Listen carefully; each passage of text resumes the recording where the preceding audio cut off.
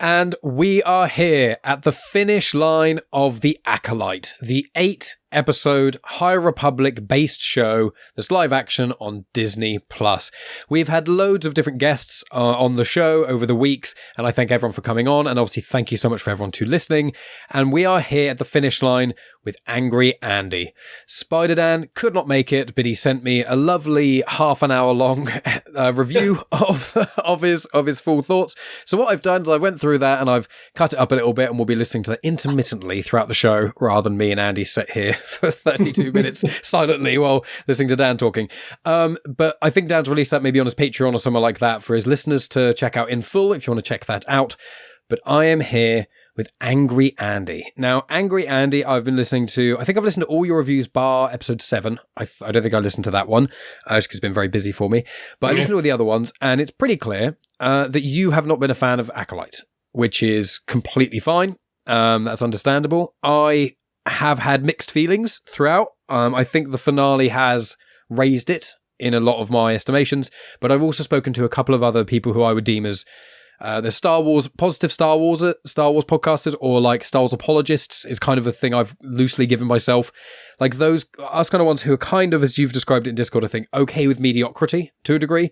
And I've spoken to some of those, and the highest rating I've heard from those people about Acolyte is 7 out of 10, which is not, and that's from people who are super positive. So it's definitely a show that started off divisive for the wrong reasons of stupid bigots, like review bombing it for absolutely no reason. And then frustratingly, it comes out and I was thinking, if this is as good as Andor, show those fuckers. And it's not as good as Andor at all. So we're in a state where it's unfortunate that in this weird middle ground. Yeah. Instead of reviewing this finale specifically in the same format that we've been doing on prior episodes, what I want to do is kind of almost debate, in a sense. You and I are on slightly other ends of the spectrum of what we kind of think of the show. I've got some reasons why I think certain things do and do not work in certain respects. And also, as I said, I've got Spider-Dan to sprinkle in this. So, Angry Andy. With Acolyte, before delving into what we got, were you excited for the show before coming out, like moments before you started the premiere? What were you kind of thinking going into this? Expectations, what you wanted, that kind of thing? I think, honestly, my expectations were relatively low. I think we did discuss it when we were going over Kenobi. I think we discussed it probably during some point when Ahsoka was airing as well. I didn't really feel that I wanted this show. I don't know why. And the same sort of process comes through with, the upcoming show as well, which the name escapes me. With Jude Law in it. Yeah. I mean, I'm not really anticipating anything from that. And I didn't anticipate anything from this. At the same time, I didn't really have any sort of preconceived thoughts or notions about what it would be about, who the characters were, or even the cast. I mean, the cast was well documented. I thought it was interesting that Carrie-Anne Moss was in it, and that immediately made me think, oh, perhaps they're going to have some Matrix kind of involvement, martial arts and whatever, which we did get in the show. And then obviously the lead character from Squid Game as well. Again, whose name escapes me. I think it's a massive problem with names. Jung-Jae, I think it is. That's it, yeah. I've got a massive problem with names. Just remembering. There are so many with Star Wars names as well. It's like the amount of actors that are in it, the amount of variants. It's just the actors and also the character names and species and all these kind of other, and what planet they're from and what language they speak. And there's a lot to remember with a lot of these characters. So, you're forgiven. There is. It's just information overload, isn't it? Like, this the curse of being a Star Wars fan. We have to remember everything as much as we can and keep and archive all these names and characters and where they come from, what planet they're on, who their father is. It's just rampant, isn't it? But I think the thing for me was that I'm not really a fan of the High Republic either. Not in the sense that I completely dislike it. I've tried to read bits and pieces of it. It hasn't stuck with me. So I'm not a massive reader anymore as it is, purely because of time. So I like to pick up books, autobiographies that I know are going to sit with me, that I will read because they're The people are interesting to me. The stories sound interesting to me. So it just didn't sit with me at all. The High Republic, obviously, with the Jedi Survivor game, we got a full arc of the High Republic in there, and in that, I was like, okay, yeah, great. This is interesting. I'm liking the aesthetic of this beautiful fallen empire as it is. That sort of became even more insular and more secular as time went on, to the point where it was their undoing. Yeah, I like it. It's great. It's interesting. But again, that didn't really spurn on any desire to see it in live action, if that makes sense. So I was kind of on the bottom end of sort of expectation and desire to see it, to be honest with you. That's fair. No, I completely appreciate your honesty. I'm obviously a big fan of the High Republic, as people see behind me with all my books and things. There's too many on one shelf, actually. So a lot of them are here, and then they go behind me, and then there's some there as well, and over there. And I've got a nice little, where is he? A nice little nubs there. Sorry, my camera's not mirrored. So when people think, what are you doing with your hands? It's like, I can't, it's not mirrored. So it feels I'm doing everything in opposite, because I have to have that, the genuine chit-chat thing. There we go. After that showing. So that's why I look like I can't control my arms. But I'm a big fan of the High Republic. So I was super excited for this show. And, we had Ahsoka, which I liked. I didn't love, mainly because I thought it was predictable, and Sabine from Rebels just got completely ruined. Yeah. But I did like the Ezra stuff, and I did like Bane and Skull. So I thought overall it was good. Yeah. I didn't think Bale Skull. He was so cool. He seemed like a relic of potentially what the Old Republic could have been, the High Republic could have been. Like, his stoicism is, even the garb is somewhat left over from the High Republic. So it's almost like he's I mean, we do get a sense that he was clamoring for a return to the old ways, but, to have it reshaped in his image. So I did like that character. Yeah, I think Ahsoka did quite a few things right. I think it didn't land how it should have done. I think a lot of the issues that, when I've spoken to fellow major Star Wars fans like you and myself, and people like Thomas and other sort of mid-range Star Wars fans, not saying we're any less or more valuable than anyone, but I'm more so describing how much content of Star Wars we've watched, and consumed rather. Most people have seen all the films, then it's all the live action series, then it's all the animated series, or most of, and then it's books and comics. That's generally the rating. Generally speaking, you can kind of know how much of a Star Wars fan someone is from that level of consumption. Again, not to say that it's better or worse for those people, but I think with a lot of these live action shows, we're finding that it's the potential is the biggest issue, which is this is a show which has funding of one of the biggest corporate media empires in existence. It has pick of all these different writers and creators and things. And what's frustrating, I think, is that it does so many things right, but it also does quite a few things wrong. But the wrong things aren't, a lot of them are not things that are like, they took a big risk and it didn't pay off. Most of them are more like, this is just a weird, uneven glob of something. There's something just isn't sitting right. There's something about it. Sabine for me was the big one in Ahsoka. I wasn't convinced by her at all, and I love Rebel. It's my favorite thing in Star Wars. But Sabine, and she's the through line. She's like one of the main parts of the whole series. It's called Ahsoka, but it's Sabine's story almost as much, and she has almost more of an impact on a lot elements of the plot. So you go, okay. And then you go, okay, what's Book of Boba Fett? Oh, it's going to be about Boba Fett being awesome and badass and cool. No, it's going to be about him actually weakening as a character, becoming arguably the worst protagonist in any Disney content we've got, or any Star Wars content we've got on screen. And the best character in it, who should get more focus, is Fennec Shand. Yeah. And you go, there's a pattern here that's forming. And I only really recently noticed it with Acolyte. And what the thing is that the main character is the problem a lot of the time. Yeah. Or at one of them. Sabine was the issue in Ahsoka, in my opinion. Boba Fett was the issue in the Book of Boba Fett. And then in this, you've got the twins, which, in my opinion, are, apart from Bazil, the worst characters in the show. Now, they're not awful. They're not like Jar Jar Binks annoying or actually awful. Yeah. They're just they're meant to be the characters we are most emotionally involved with. And they are the characters that pretty much everyone I've spoken to has, most of the time, the least amount of interest in. Yeah. And that's a big issue. For me, there's nothing to them. I'll get right to the point. There is nothing to the characters. And unfortunately, I don't. I hesitate to badmouth somebody's acting because I know the fucking damage and fucking mental issue that can create on some people when they criticize performance or whatever. I've seen it happen. Dan's had it happen as well. We've come from acting backgrounds, so I never like to unless it's really, really bad, I never like to sort of say the acting was fucking shit. But with this, unfortunately, I think some of the issues with regards to these characters, alongside my broken record of writing, is the acting. Towards the end of this episode, I won't jump ahead, but towards the end of the episode, I just didn't believe anything. Didn't believe it. And fundamentally, that is a massive problem for me. If I don't believe what you're doing on screen with whatever the writing is, you can have bad writing but great acting. You can have great acting with, you can have bad acting with great writing, and you can tell with this. I think it's a double nuke where the writing's terrible, and unfortunately, I think she is as well. I think she's terrible because I didn't feel anything. I didn't believe what was being shown.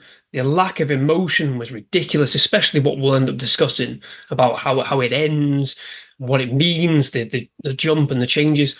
There are some flecks of emotion in there, but they don't come off as genuine.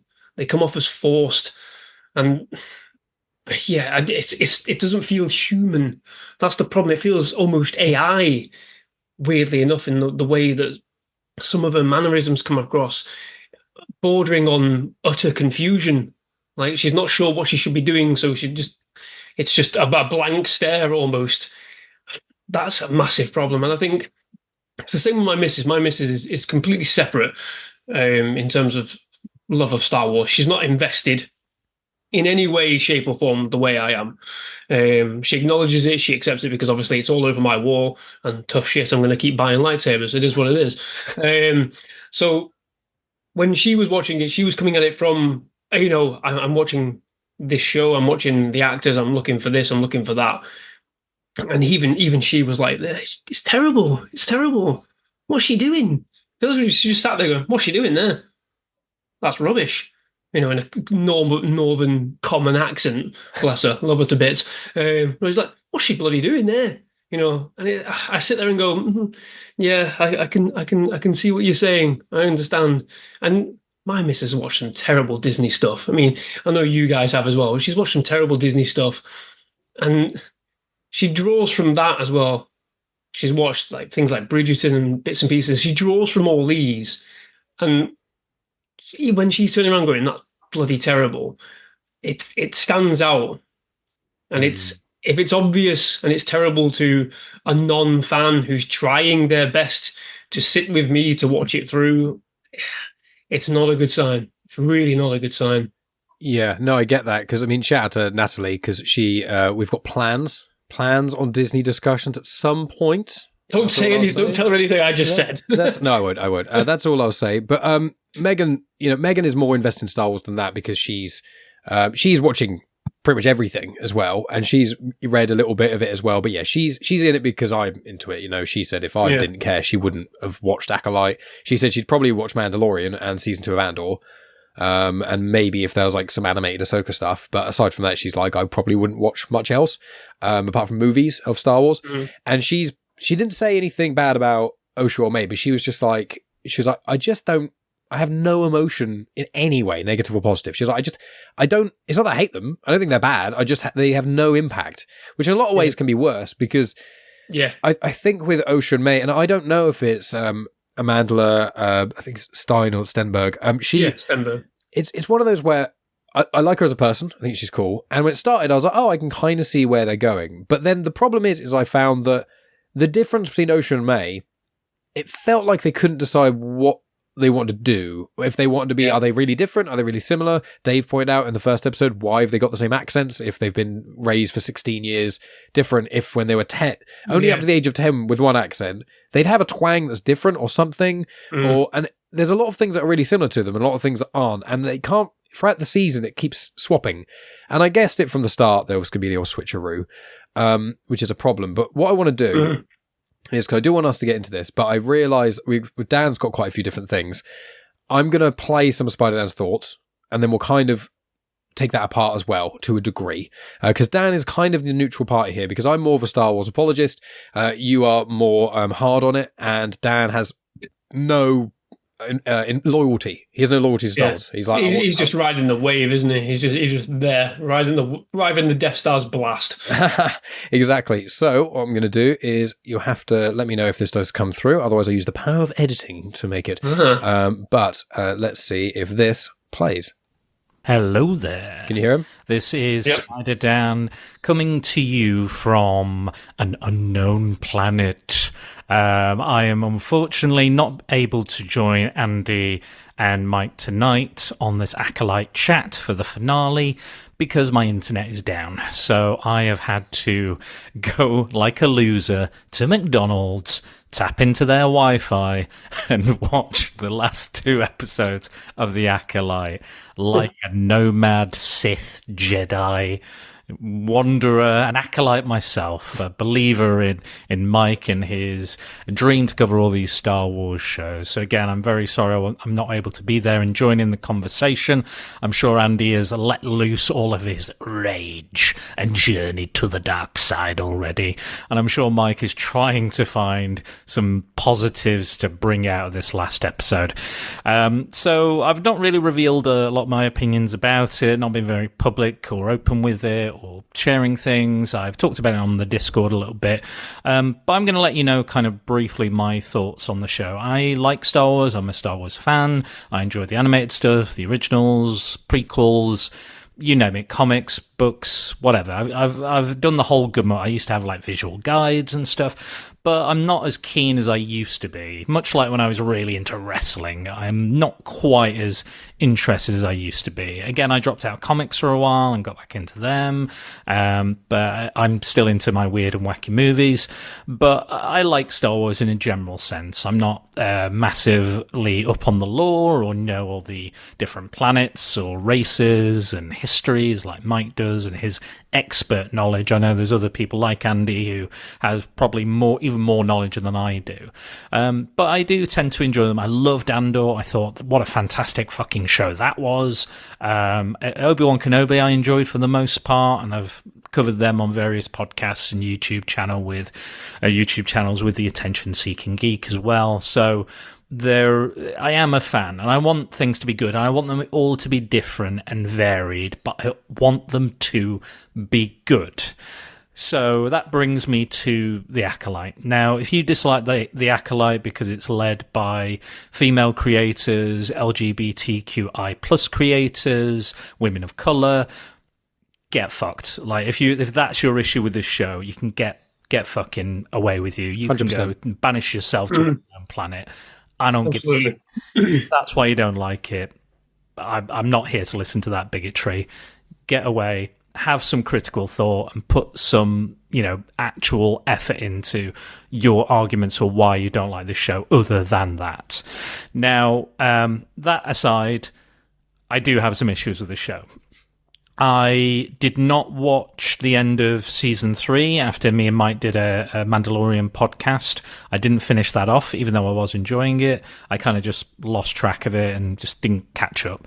Ahsoka I didn't watch because a lot of people said I had to really watch Rebels, which again I've not really got round to or felt the need to just yet. I'm going to get there, Mike. I know you love it. I know it's your favourite. I'm going to get there. One day I'm going to get there. And it'll probably be quite soon, I think. I've got a feeling it'll be quite soon that I'm gonna do it. There we go. So I've cut into pieces. Otherwise, as I said, we can't just be listening to Dan the whole time. But there's something about format is something there, and his next point is going to go on format. So I wonder if we could talk a little bit about that. I think, and I've listened to other, again, air quotes positive Star Wars YouTubers and things. The Star Wars Explained, who I really appreciate. Alex Damon, I've had him on Genuine Chit-Chat and stuff. Lovely guy, but he focuses on the positive a lot more. But he is honest about his thoughts and things. But he looks for the best, like I do. And even he has mentioned, he gave this a 7 out of 10, and he's mentioned some issues and things, but he says it feels like a lot of these Disney Plus shows have been in between a movie and a series, where, and this is something that Thomas Rochester said in one of the prior episodes I did as well, and it's the issue is that either these, because I wrote it down, it's about, excluding the length of the credits, the intro recap, and stuff, there's about 4 hours and 40 minutes of actual on-screen content here. Okay, that's a mini series. Game of Thrones is like 10 hours. Yeah. You know, most of the other Netflixy things, if it's 8, it's 45 minutes, and the credits are normally only like 2 or 3 minutes of that. And even with other Netflix stuff, there's like 10 and 13 and etc. And one thing that I'm kind of realizing is a lot of these Disney Plus shows, really, they probably should have been movies, or they should have been series that have more episodes, or more likely longer episodes, so there's more time to breathe with the characters. Because Andor does that. Now, Andor's writing is superior to this, don't get me wrong, but if we take a moment to look at Andor, there's 12 episodes, they're all 45-ish, maybe up to an hour length. They all are long enough so you can breathe with the characters. You care about all of them. I always point to the heist arc with Nemec and things, like those stuff. Andor made me care about Star Wars characters more than almost anything so quickly. And a lot of that is the writing. But I want to get your opinion on, do you think that the pacing of the show, where it cuts and stops and things, where the flashbacks are, the format itself, if you had like all the raw footage and you could do whatever you wanted with what we've kind of seen, would you want to add more? Would you want to strip it back? What would you do with the pacing of the show, if that's even a consideration? Yeah, I think there are a lot of pacing issues with the Acolyte, a huge amount of pacing issues. I think for me, I think Math mentioned like yesterday, you know, what would you change? I mean, like, obviously my broken record, I said fucking writing, didn't I? But again, I come back to the tone, and I think the tone is messed up because of the format, because it's not really sure what story it's wanting to tell, which you said before. There's like so many different things it's trying to do. I think if they squashed certain aspects together, like the flashback, I don't know why they did it in episode 3 and then left us waiting for 3-4 more episodes to do it again in episode 7 to tell the exact same story that we've seen, except from a different perspective that really wasn't all that different. We just saw the same scene from a different angle, and then to tell us what we already theorized would be the case, because it wasn't really all that, you know, shocking. I don't know why they did that. It's creating some kind of false tension going forward, which I've said before. So I don't know why they didn't just put it in there into episode 3, and then give the space, like you said, the space for the characters to deal with that after it. You know, we can build up from there. We know what's happened. Slowly, Mae becomes aware of what's happened. We're the audience going, we know the information. Well, how are these characters going to find out about it? That's a lot of shows and a lot of movies do that, where we as the audience know the information that's coming, and then we're waiting for the characters to realize the revelation. You know, we get those little flecks of thoughts when we're watching, you know, horror movies, films like The Sixth Sense. We have these underlying things where we're thinking, oh, that doesn't quite sit right. Something's not quite right there. Is he dead? You know, oh, spoiler. But is he the film's been out for like 25 years, but, you know, is he dead? Oh, that couldn't say, no, he can't be dead. And then he finds out and we go, oh, fucking hell. Yeah. And we have a reaction to it because we've been guessing along with it.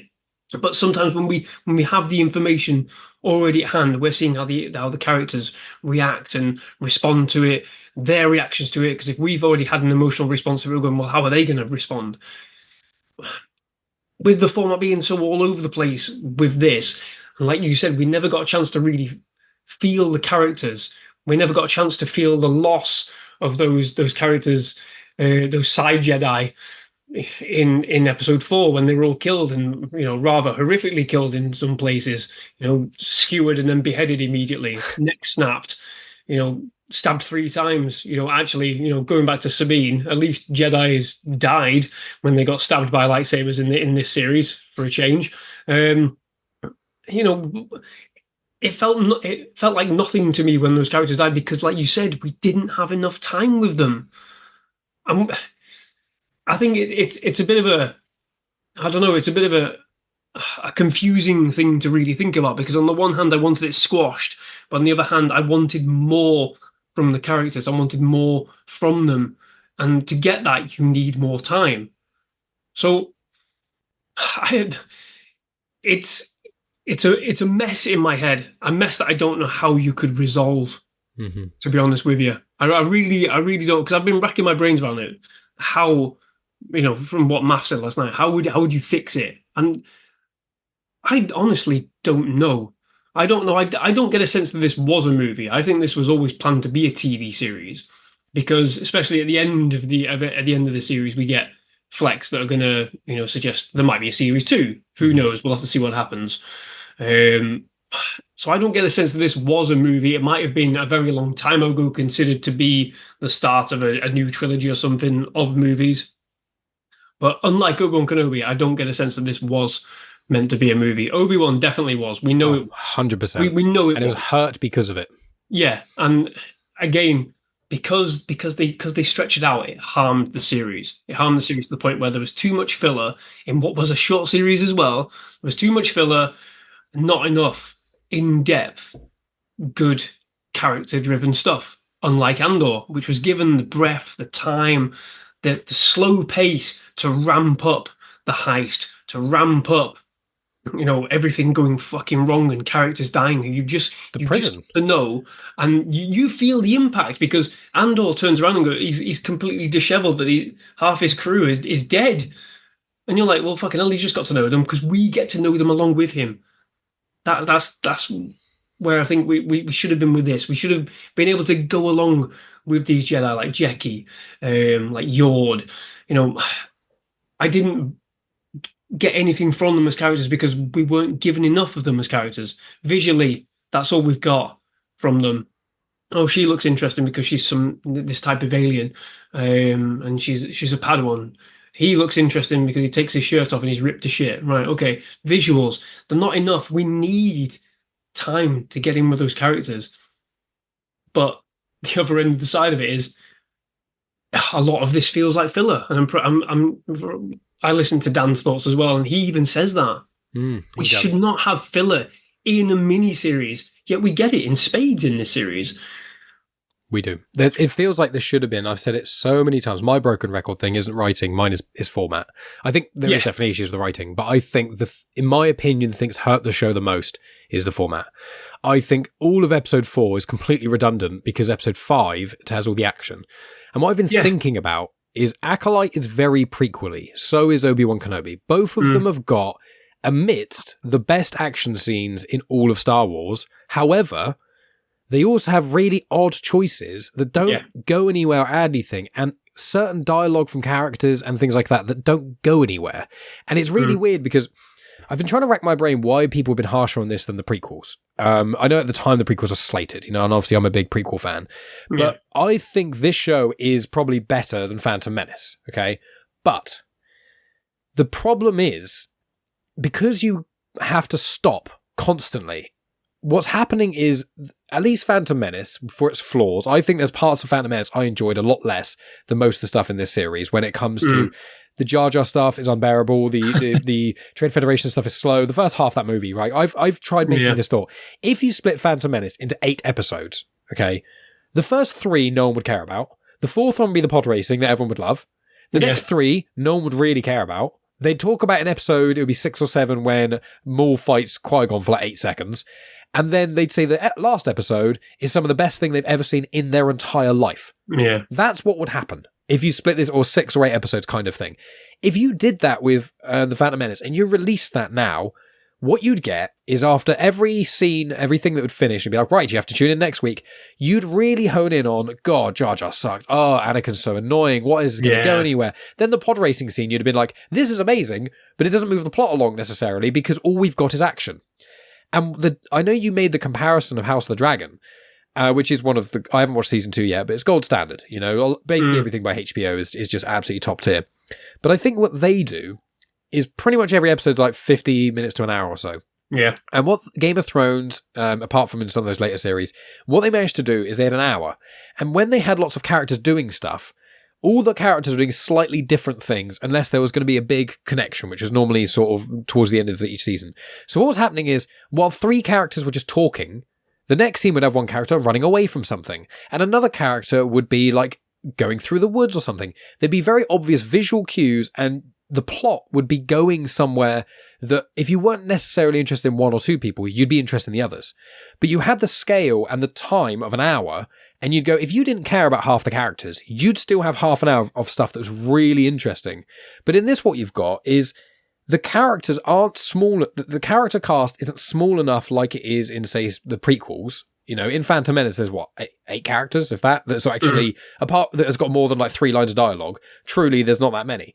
So you think you've got 2.5 hours with 8 characters. With Acolyte, you've got more than that. You've got nearer sort of 10 or 12, but you've not got that much more time with each of them. And you keep stopping every time you're like, oh, I wonder, like a week between episodes, you forget things. You kind of, and everyone I know has basically said, if you rewatch it, it's better. And I found almost every episode's that. But the problem is, you can't just have to have a series. That's why I won't watch Tenet, where you go, you watch it once and it's okay. Once you watch it 2 or even 3 times, it becomes brilliant. And it's like, but that's not a good show. That's Stockholm syndroming yourself.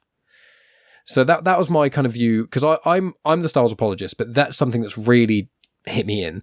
So I want to pass it back to Dan, because he's got more stuff to say about formatting and things, and then we'll do a bit more of a deep dive. And to clarify, friends, this next bit is about 3 minutes again from Dan. Then after that, it's all about a minute each time, so it'll be more of a conversation starter. But I'm gonna give it over to Dan once again, who is, where is he? Over here. Where is he? Where is he? Where is Spider Dan? Is he safe?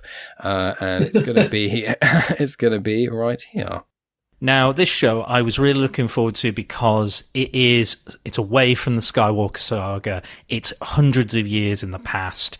It's going to be totally different. We're going to see different planets, new characters, new adventures, a new everything, different aesthetic, everything. I was like, yes, give me more of that. I want Star Wars. It's a Star Wars universe. I want universes to be wide and wide-ranging, and tell me about, Jedi and Sith all over the show. That's what I want. And characters aren't any of those things either. I want all sorts of different races and cultures, and there's so much potential, such a rich tapestry and history and lore to this world that that you can tap into and use and create some amazing stories. And again, look at all the animated stuff and how well that's been reviewed and how well that's been taken. And, that's canon. That's considered canon. Even before Disney bought it, they went, yeah, that Clone Wars show is definitely canon. That happened. George was a part of that. Dave Filoni was a part of that. So that's canon. It's staying in. And I didn't mind the sequels either. I had my issues with them as well, and I'll talk about them in a little bit. But coming into this, I've just come off, speaking of TV shows, I've done a whole series of podcasts about X-Men 97, which for me was a big deal. It was a big comeback show for me. I've grown up on it. It was very influential. It was a big thing for me.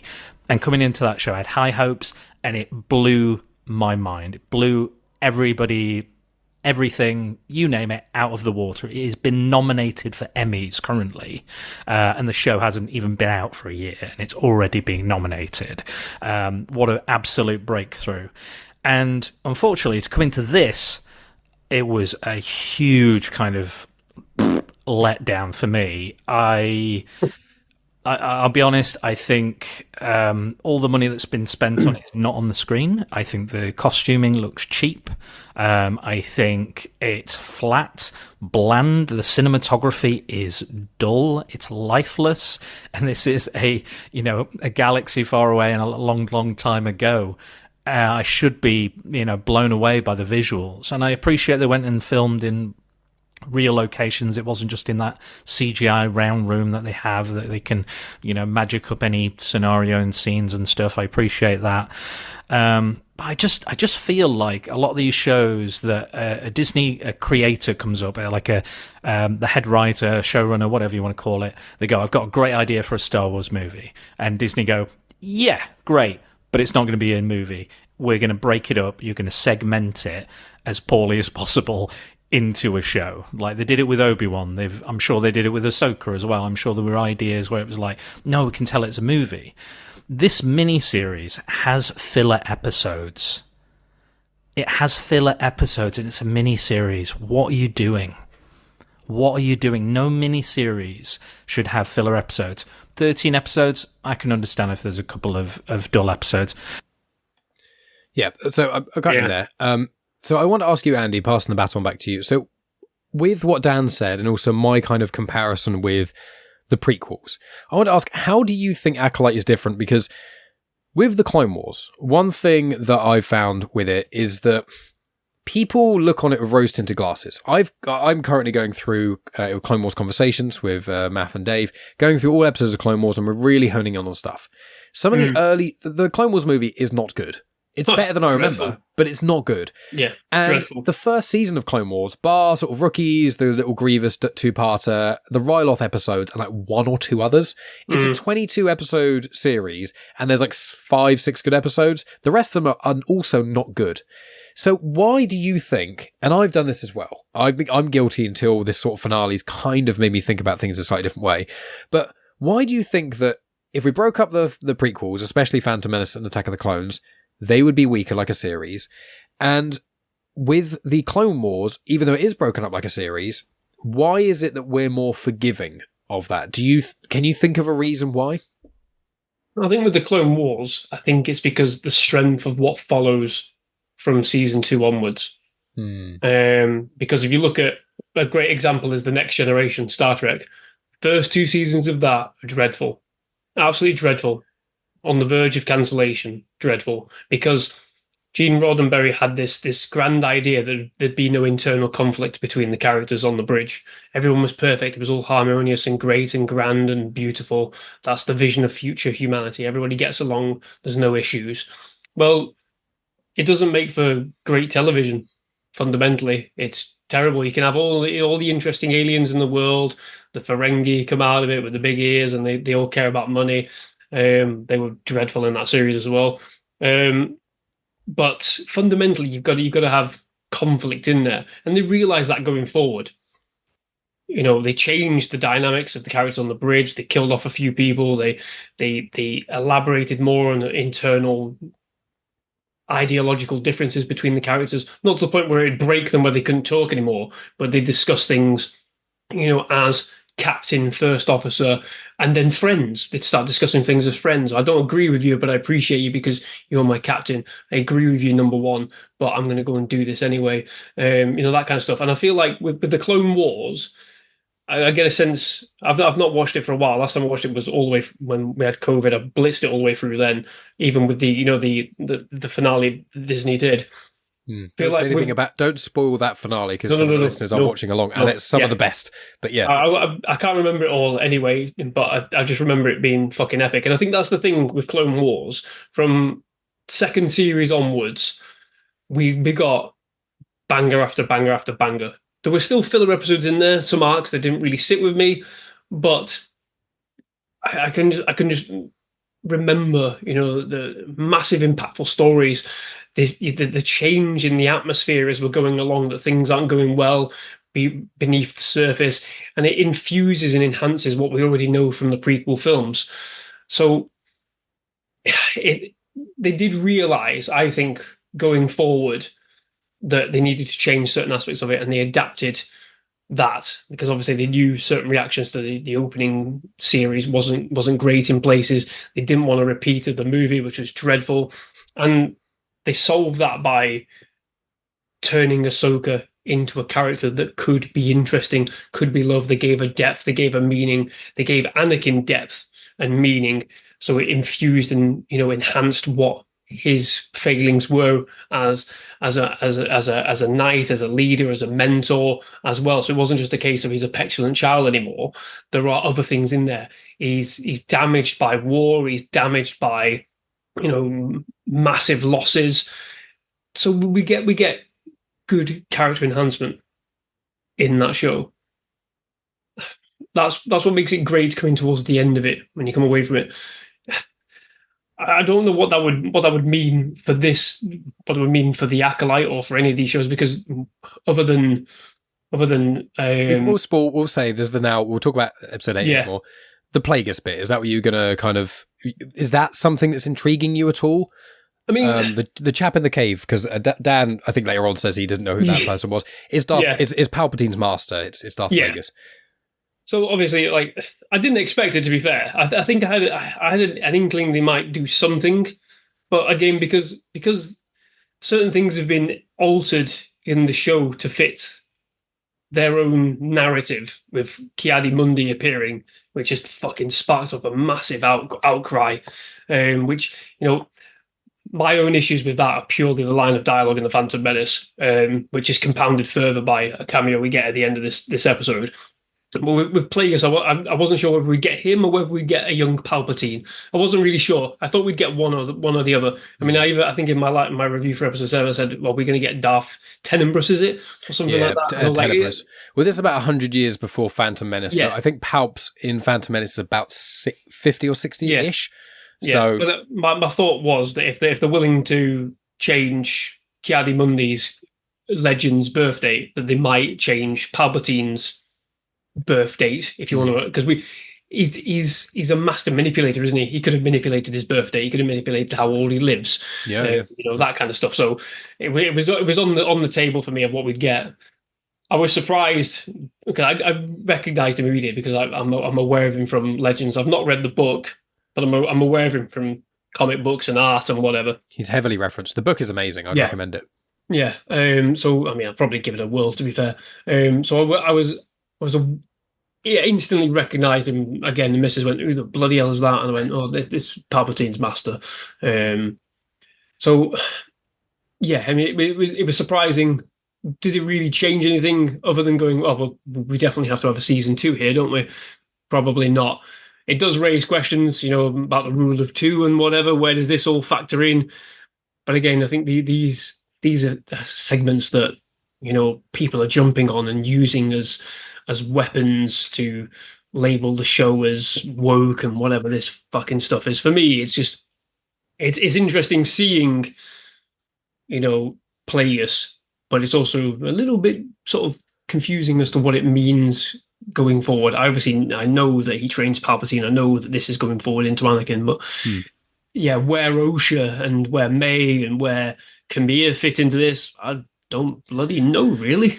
I think it's going to be, because in the Plagueis novel, at the start, he finds someone who thinks he's going to be an apprentice and it doesn't work out. And so I think, and also he is, in Plagueis, the novel, there's points where he kills his master in a Cortosis mine.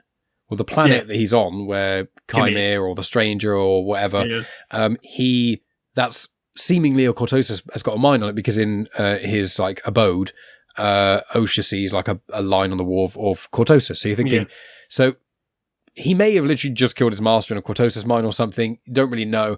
And he's probably like, oh, this person seems strong in the dark side of the Force. Let's see where it goes. Let's see how they handle themselves. And I suspect my predictions would be Series 2 is Plagueis comes in a little bit more, but still a bit of mystery. Almost like, I'm trying to think what it is. Like in the series of Breaking Bad, where they have 30 or 10 to 30 seconds at the start of each episode of shrapnel falling out the sky, and then partway through the season there's a plane crash and you realise what that was all kind of relating to. Little things like that, I feel like, or like how Final Space kind of did it. Well, we'll have a little sprinkling of Plagueis in some of the episodes. Nothing major, but he's going to kind of be following Qimir or Stranger or whatever. And while Osha and Mae Osha's trying to find Mae, while Vern is trying to find Qimir, that kind of stuff. And I would hope they go more to the political side, which we'll delve into a little bit later. And then I feel like if they did the third season, that would be then the death of the Acolytes and the finding of Palpatine, and then that be the finale. That's how I would kind of do it. But I wonder with this show, the reason I mentioned Clone Wars and especially Phantom Menace being cut up is because I think what's happening, and again, I'm guilty of this, and I'm not pointing the finger at you. I think what's happening is that previous Star Wars that isn't very good, we're all quite easy to ignore and go, pre-Disney. A lot of us are very easy to go, oh, Clone Wars, phenomenal. And I go, yeah, it is. But it's also probably the most inconsistent Star Wars content that exists, in the sense of there is so much of it that people don't remember, that are boring, that aren't really worth mentioning. There's so much Jar Jar in the Clone Wars. So much.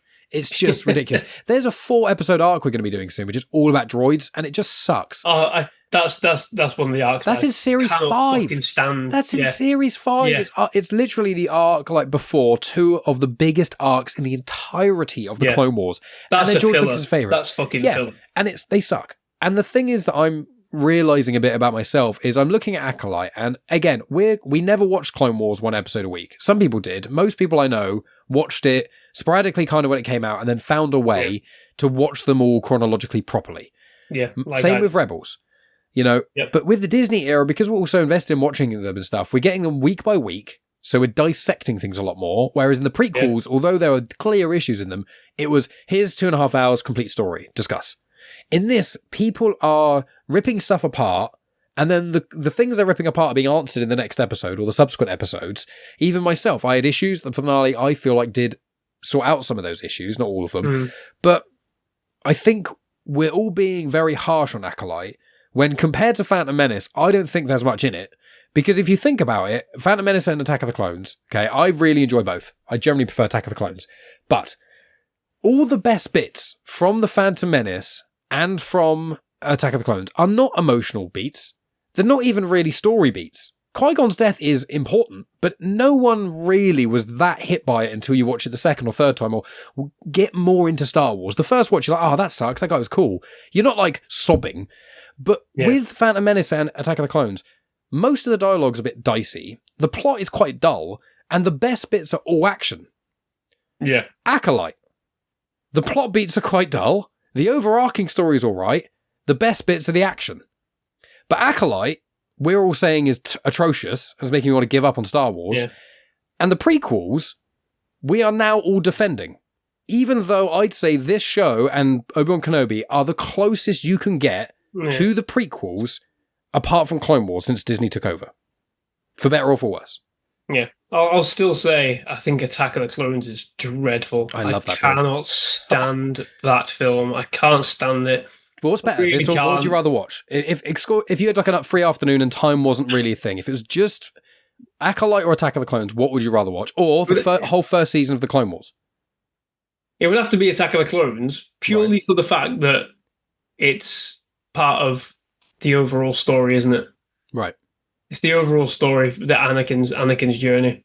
Because I'll be honest with you, I can't see myself ever rewatching the Acolyte.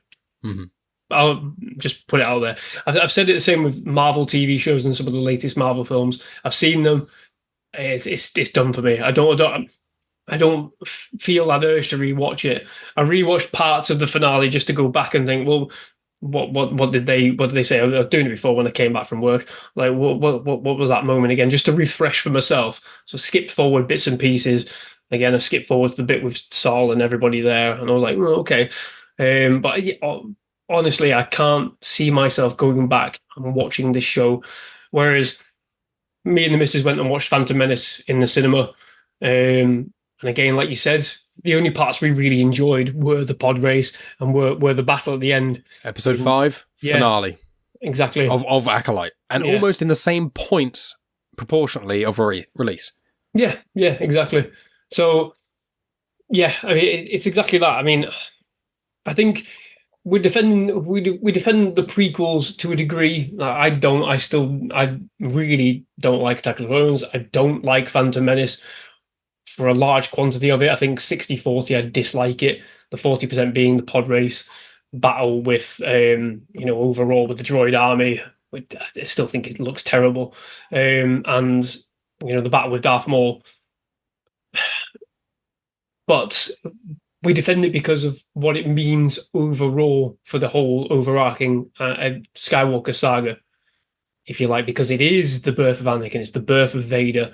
I mean, later on down the line, when we look back on the story beats and the meaning of Qui-Gon's death, we see, the whole title of the bloody song is Duel of Fates. The point being that whoever wins that battle decides the fate of the galaxy, and that's what that fucking fight means. If Qui-Gon wins, the dark side's gone, because Anakin would never fall to the dark side, because Qui-Gon is that Jedi who's open to change. He knows things must change. The fact that he dies cements the downfall of the Jedi on a ripple effect, the butterfly effect of his death. We get that sense when we look back at everything. We go, fucking hell, Qui-Gon was right. He needed to be trained. He did need to be trained, but not by anyone but Qui-Gon. And that's the problem. But, and again, that factors into Qui-Gon's hubris as well by saying, you must train him, Obi-Wan. Ugh, die. Even he doesn't foresee the full downfall. He foresees issues, but he doesn't foresee the downfall as it is. So there are those themes that permeate through that when I've gotten older, I've gone, right, I can appreciate that because it's been informed by the Clone Wars animated series. It's been informed by my understanding of themes and literature themes, Shakespeare and all that kind of stuff. I get it. I feel that being informed by all that knowledge, so I can understand and appreciate deeper meanings. With the Acolyte, I don't get a sense there is any real deeper meaning. Well, that was the point I was going to raise. The whole thing with, I think is Rayencroft or whatever his name is, Rayencourt. Yeah. The external investigation, if they do a second series, it's going to show further how the Jedi and the Senate become intertwined. And now this is the thing where I think people are going to go, in a few years' time, especially if there's a season 2, I think people are going to look very fondly on this. I do. Because I think the bits that are weak, I think if you watch this in 1 or 2 sittings, most of the pacing issues that I have an issue with would be gone. There's crap bits like Bazil, that's all shit, don't get me wrong, but I don't think they're worse than the Anakin. What was his meaning in the show? Well, there is a thing I'm going to come back to with Sol and him ripping the stuff out the ship, but with Bazil, he's crap, don't get me wrong. But his crap scenes are nowhere near as bad as the Anakin Padme scenes in Attack of the Clones. They're not. God, yeah. Dreadful. The Jar Jar stuff in Phantom Menace, especially the farting stuff and the tongue numbing bit, is worse than Bazil, okay?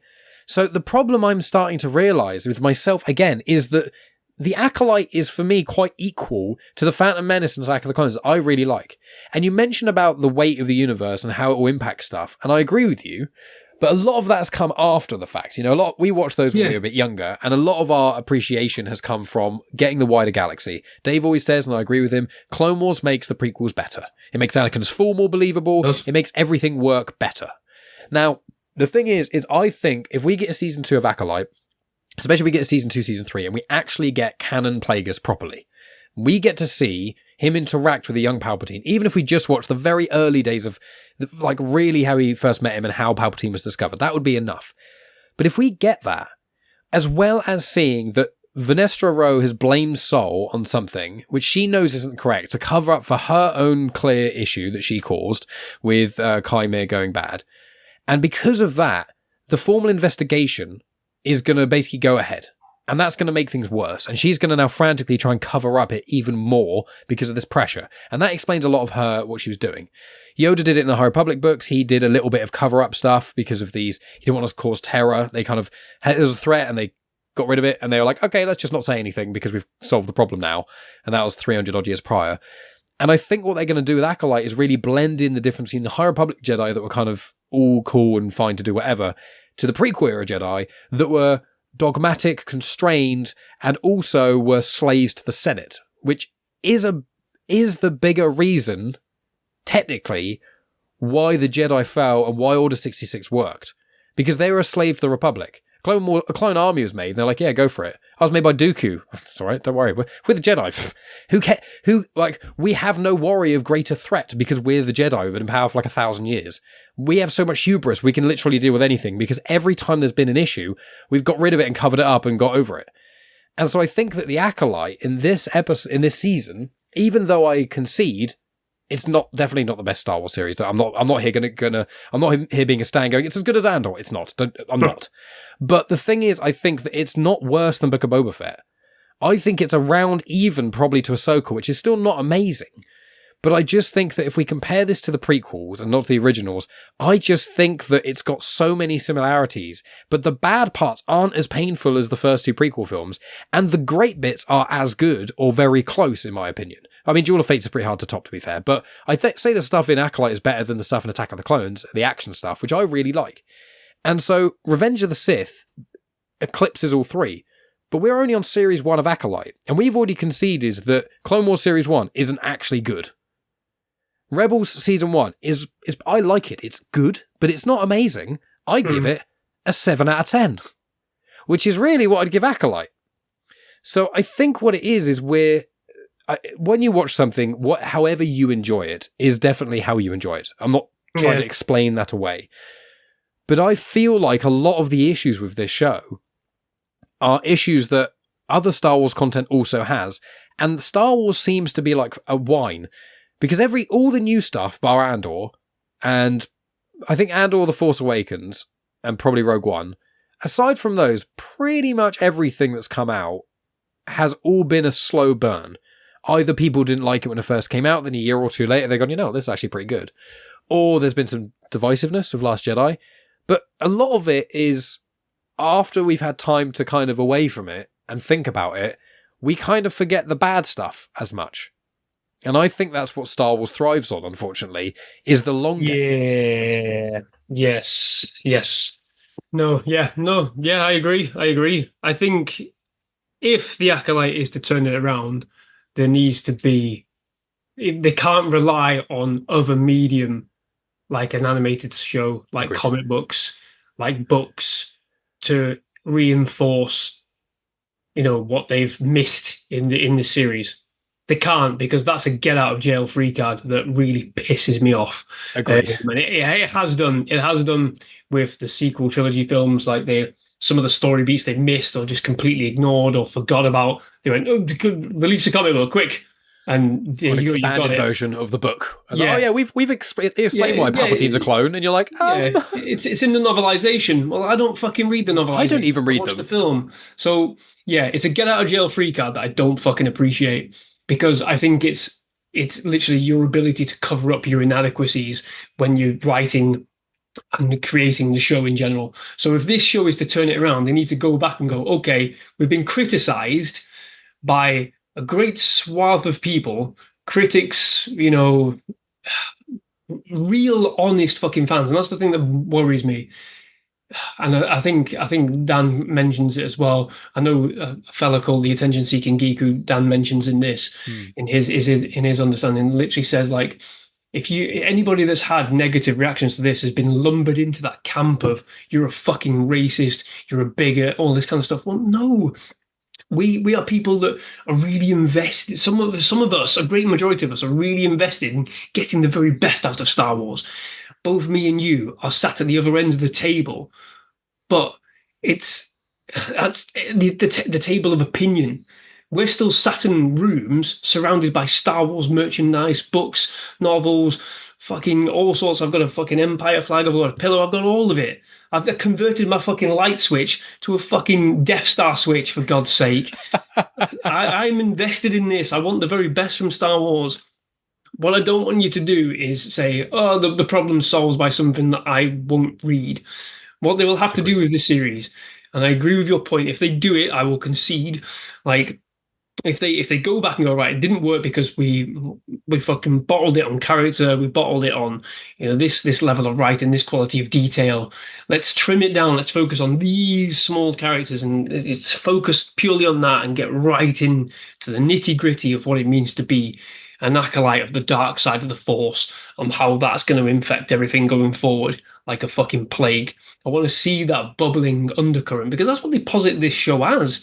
Originally as a dark side show. Well, the end of this series is very much a happy ending in a weird way, and I need to get a sense that the galaxy is going to end coming forward. Whether we get that in series 2, if they go ahead with it, or in a series 3, remains to be seen. But they will have to change some of the absolute fundamentals of the way they've constructed this series, the way they've dealt with character, the way they've dealt with emotion, the way they've dealt with loss, because it's half-baked. It's absolutely half-baked. And even in the prequels, we did get a lot of hefty, weighty emotion, especially in Revenge of the Sith, where it's all fucking falling apart. Anakin's completely lost the dark side to the point where he's blinded. He can't even see what's right in front of him. The end of this episode, again, the same fucking thing, a parallel. It's right in front of her. She's being told everything that's going on, and yet there's no emotion there. Mm-hmm. It's a fundamental failing. So if they're going to do it, they need to really buff double up down. They need to go double down on the dark side stuff. That's the thing we're missing from Star Wars canon at the moment. That's been the best stuff about this series. Is I want this to have been a soft pilot into the wacky adventures of Qimir and Osha, but more so like almost a Empire Strikes Back from Luke's perspective, but for Osha. I want that. I want them to go to a dark side cave and have a dark side vision. I want them to show her how to build a lightsaber properly. You know, talk about the bleeding a bit more, which we'll get into. Like, I want it to basically be him guiding her through the Force, like a lot of the audience were in the original trilogy, but via the dark side. That's what I want, and they already do it. Touches of it in this. Some of the only real good stuff in the sort of a couple of the middle episodes, sort of 6 and 7. All that good stuff was basically any time Manny Jacinto was on screen. Just like his dialogue, his character, the way he's interacting with Osha, his opinions on stuff. That was all super interesting. It's the rest of it that fell apart. Because you say, a big problem with this, I think, is the marketing fell. It was like, oh, it's going to be a dark side mystery thriller. It's like, we watched the show, we're like, what was the mystery?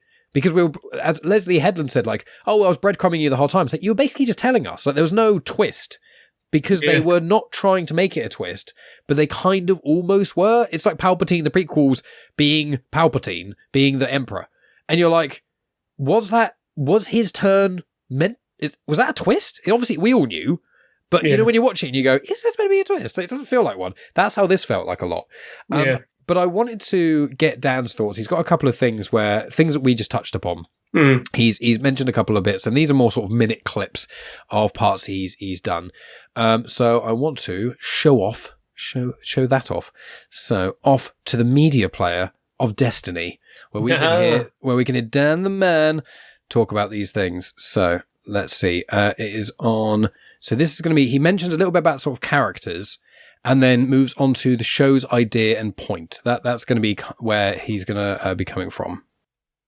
I think one of the main problems with it is that you have characters who are religious, they are monk-like warriors, they are not allowed to have emotions or strong negative emotions, they are not allowed to have personal attachments, and I think that's fine when you've got characters like Han Solo, or Chewbacca, or C-3PO, or R2-D2, when it's kind of a ragtag bunch, or Leia, a princess.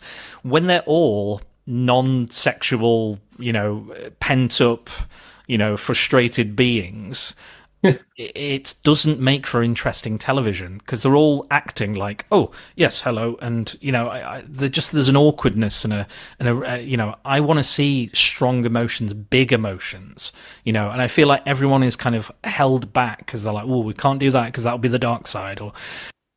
So I agree with him there, and then I'll get on to he's got 2 more points to make, and then you and I will talk about characters a bit more, because we've talked about Osha and the Twins a little bit, we haven't really touched upon the other stuff. So got 2 more little clips from Dan to get us into that, which will be and this is his kind of thoughts on the show's idea and the point of the show. I'm not that bothered about continuity of canon as long as the story is good, and this show has not been good.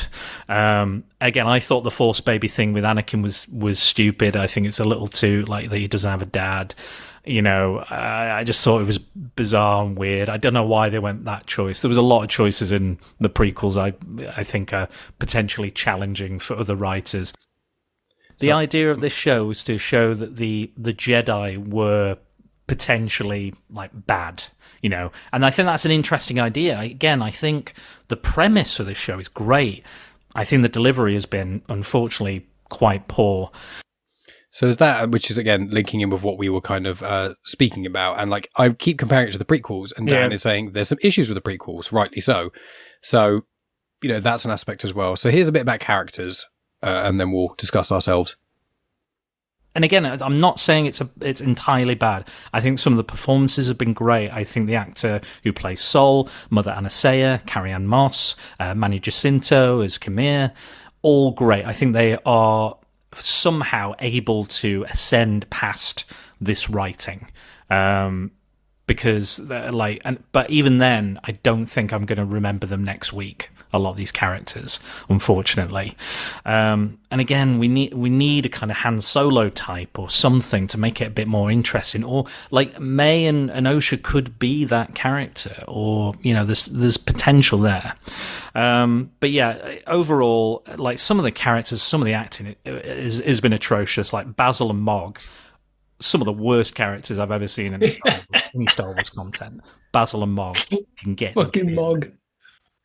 So yeah, that was Dan's thing. So let's talk about the characters a bit. So we've spoken about the twins, which again, I think the twins are one of the reasons why this show isn't succeeding like it potentially could. With all the comparison to the prequels and all that, you have certain characters who are interesting. Qui-Gon's the one from Phantom Menace.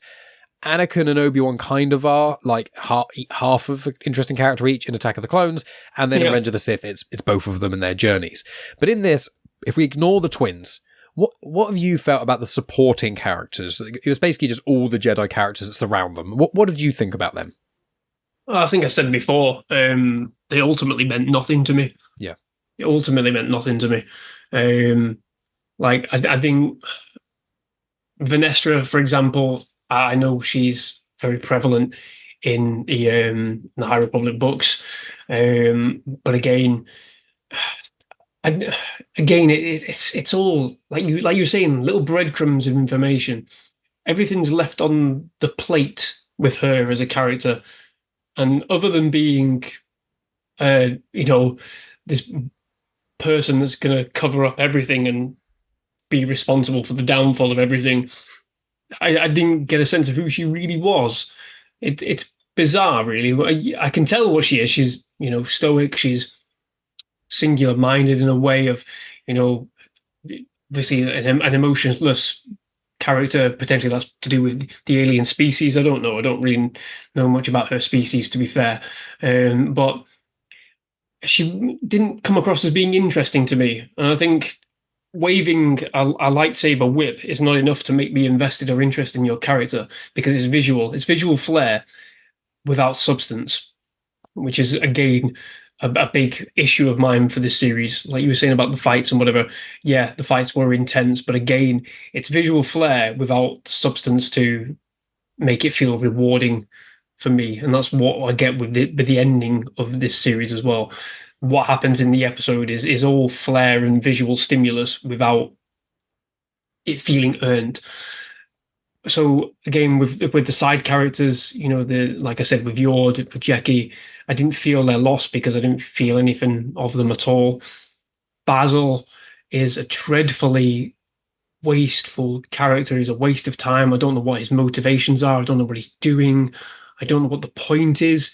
Why he dismantles the ship, I've got no idea whatsoever. I got this on the second watch. Okay, so the reason he does, but this answer I'll then pose you a question that's almost worse.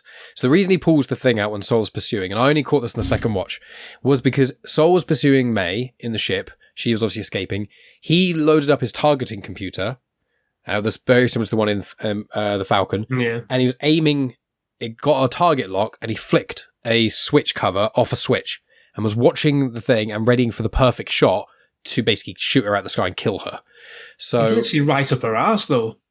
I know, but that was what it's showing on the targeting computer and stuff. Yeah. But the thing is, that's asking, which actually leads to another question is, you go, okay, so Bazil's trying to save Mae.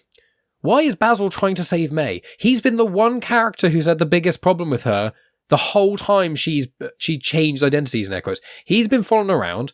He's been sniffing her. He's been being like, oh, there's something wrong with you. He kicked you in the leg. I know. And you're like, he's been against her the whole time, and she's a murderer and all these other things, and he's been helping these Jedi catch a murderer, and they all and he must loosely know what happened on Brendog, where all these people were massacred, but probably didn't know why. So, and then he's like, oh, this Jedi Master that's been pursuing her for ages is going to shoot her out the sky. I'm going to stop him for no reason. And then Bazil also just does, the only time he pops up again is right at the end when that weird Jedi guy keeps talking to Vernestra, who I'm not a fan of, when, oh, Bazil. Mog.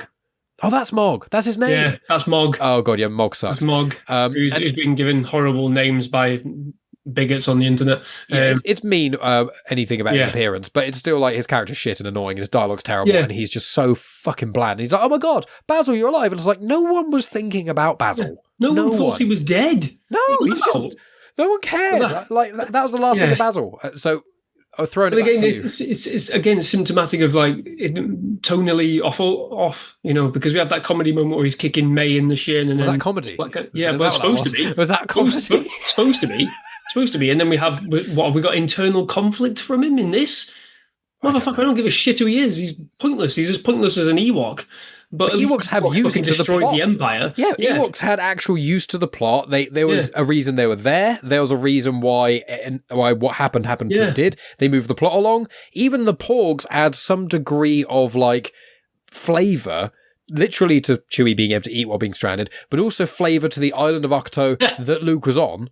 But Bazil was just a random character that's created for the show, that a species that has been in Legends before and mentioned in canon once, but it's created in Legends. And you're like, you've brought this person in to track people. What? Like the famous Jedi Quinlan Vos can do. So the only things he can do is stuff that Jedi are famous for doing, and you've brought him along, and he's not even cute. That inept that they can't sense these Force users. I know Qimir's wearing the fucking helmet, but they're that inept they can't sense them in some degree or be able to track them using their own skills. The thing that gets me about that when he helps the Jedi go hunting for them, that's not what they were sent to do. Vernestra says, go and create a perimeter 5 clicks out, all of you, and then all of a sudden they forget what they're supposed to be doing and go on this hunt. Writing, plot, great. It's the conveniences are terrible. But pointless character. I think Mog is a dribbling... I didn't even know his name. Snivelling... pointless. He's one of those dribbling couches you get in a Disney movie. Just like, oh, Gaston. Fucking just...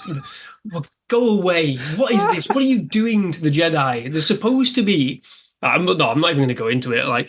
And again, some of these other side characters, the side Jedi sat there, they all look like people wearing cosplay. I don't get any sense that they are powerful figures, in the sense that, when we had in Attack of the Clones, when they all arrive in the arena, and they all look different and unique, and they've all got their own stances, their own lightsaber activations. Again, visual flair that means nothing, but they all look like individuals, so that when we get to Revenge of the Sith, where they're all being killed, we recognise them being killed because we've seen them, and they all look like individuals. Whether that's a part of the High Republic and the way it's supposed to be in sort of religious form, I don't know, because, like I said, I'm not. I'd say that goes much about High Republic. That's actually the whole thing about High Republic is they're all about individuality, and they all can do. But the events. What's going on then? The events of the High Republic books, there's this great disaster thing that happened, and essentially they're the things that systematically make the Jedi become more and more like the prequel era Jedi. Like the Jedi used to have really cool, exciting lightsabers, and then there was a war with the Nile going on,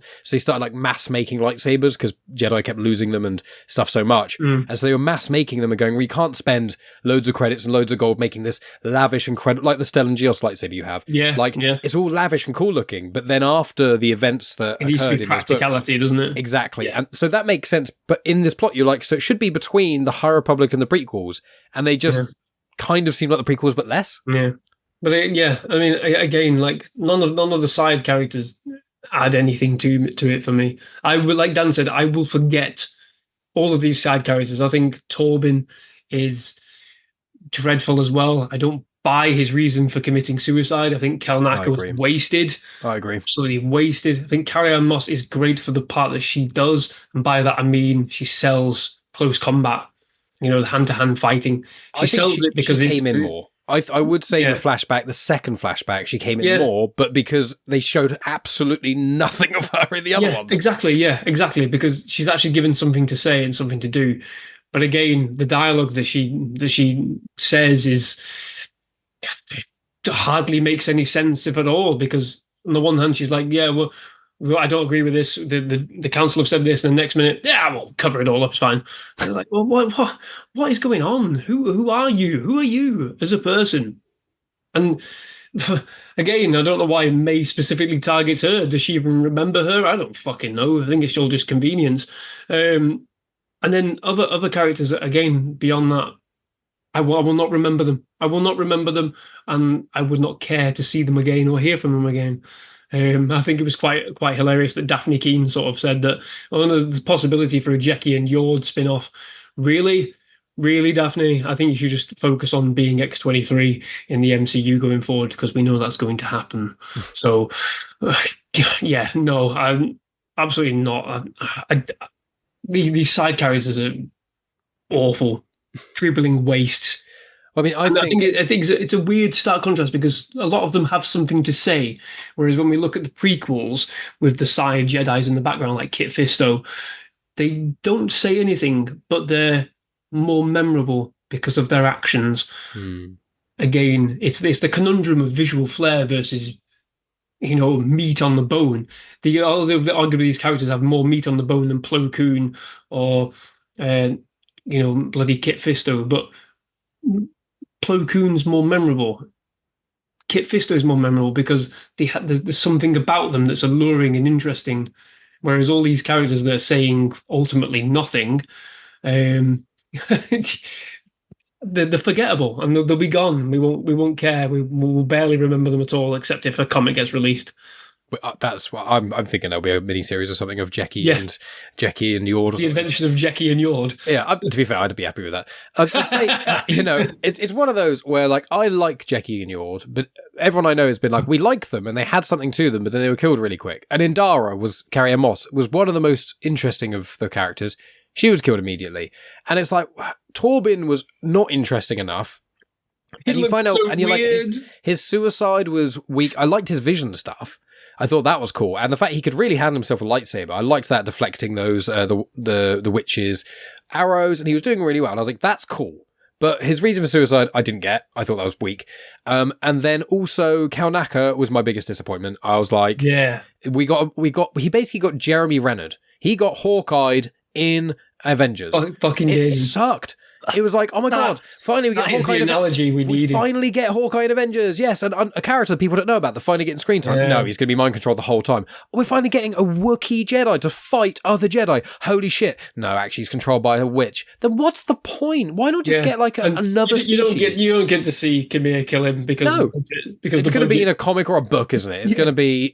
That's what's going to happen, unfortunately. And they said they had to cut it. Yeah, and I'm like, back to the budget, 180 million, and you dare to come out and say we couldn't afford to film Kalnaka's fight with Qimir. What are you talking about? I feel like what are you talking about? Constrained by Disney of this weird obsession with the times of the episodes, even though they have complete freedom to do what they want.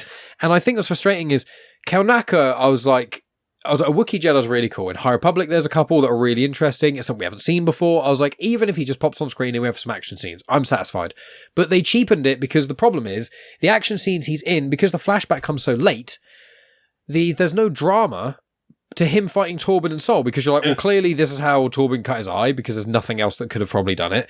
And then also, no one's going to get seriously injured, because we know they don't, because we've seen the other perspective of the flashback and what they're like afterwards. So we already know the outcome of the fight, and it's not even Kalnaka fighting, so it's not actually really even adding lore to his character, apart from the fact that the reason he was in exile is because he shot out his claws, and Wookiees aren't meant to do that. But that isn't said in the show. That's ultra deep dive nerd shit.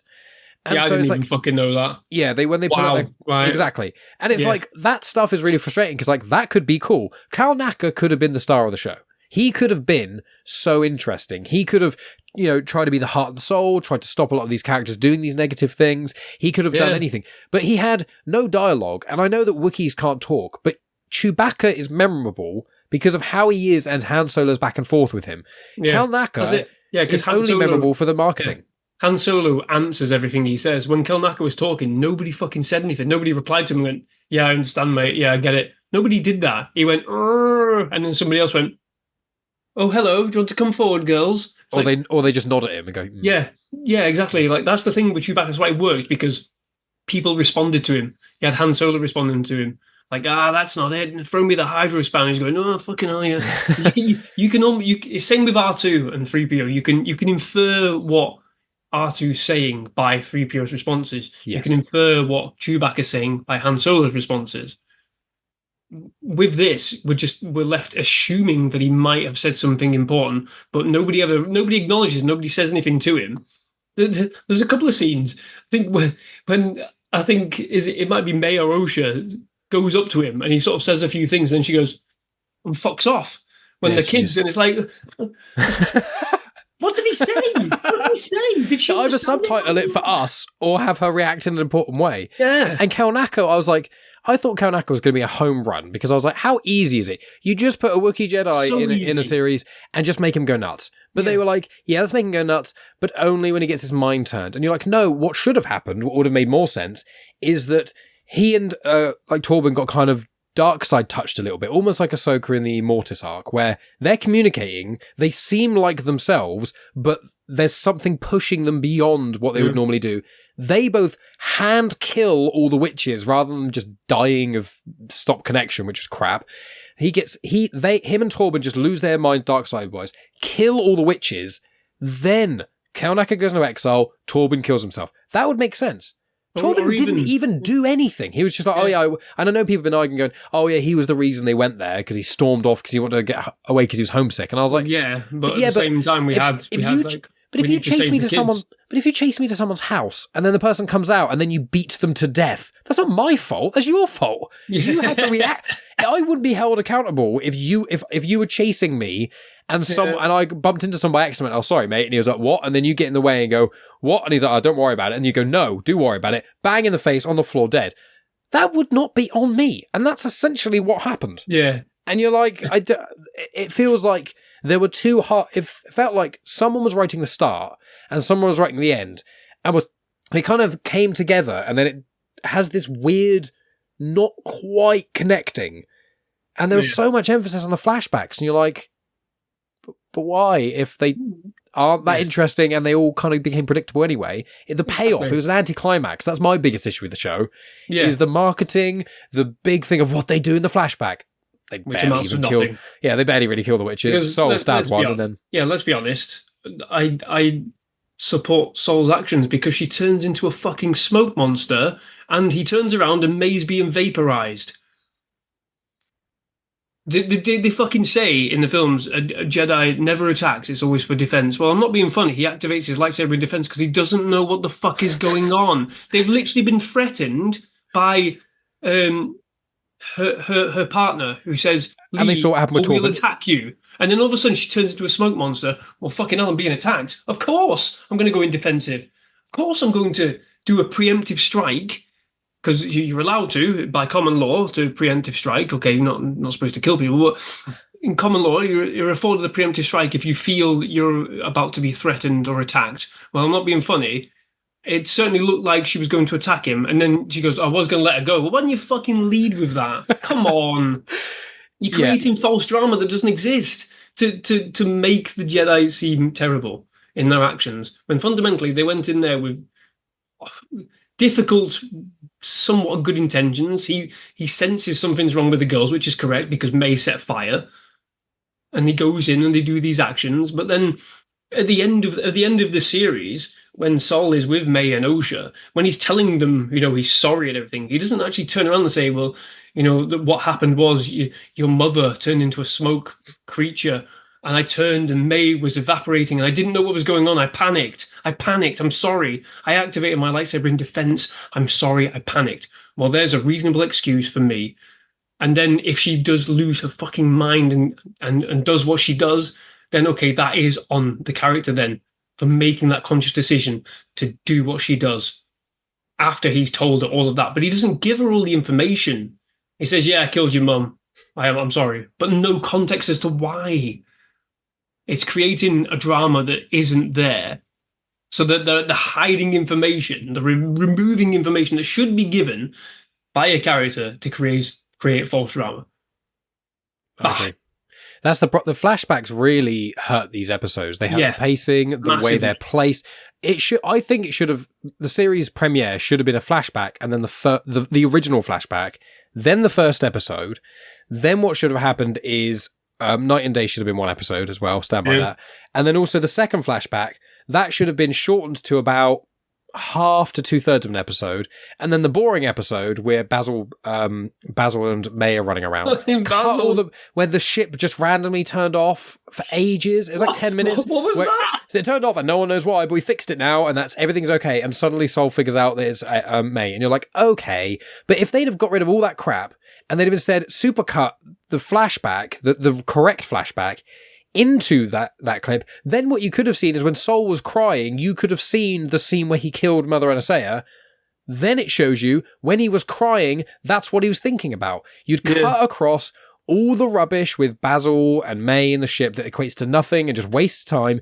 You make the show feel more concise, and you wouldn't make us watch an entire flashback again, as you say, from a different perspective. And a lot of the stuff that was boring was like, oh yeah, let's watch the twins under the tree again. It's like, no one gives a shit about that. No one. And I'm trying to defend the show. I don't care. But the thing is, the twins are like, there's issues with them, but I could have got over that a bit better if other elements could get focused on a bit more. And I know we're running out a bit of time. I've still got a little bit to play from Dan.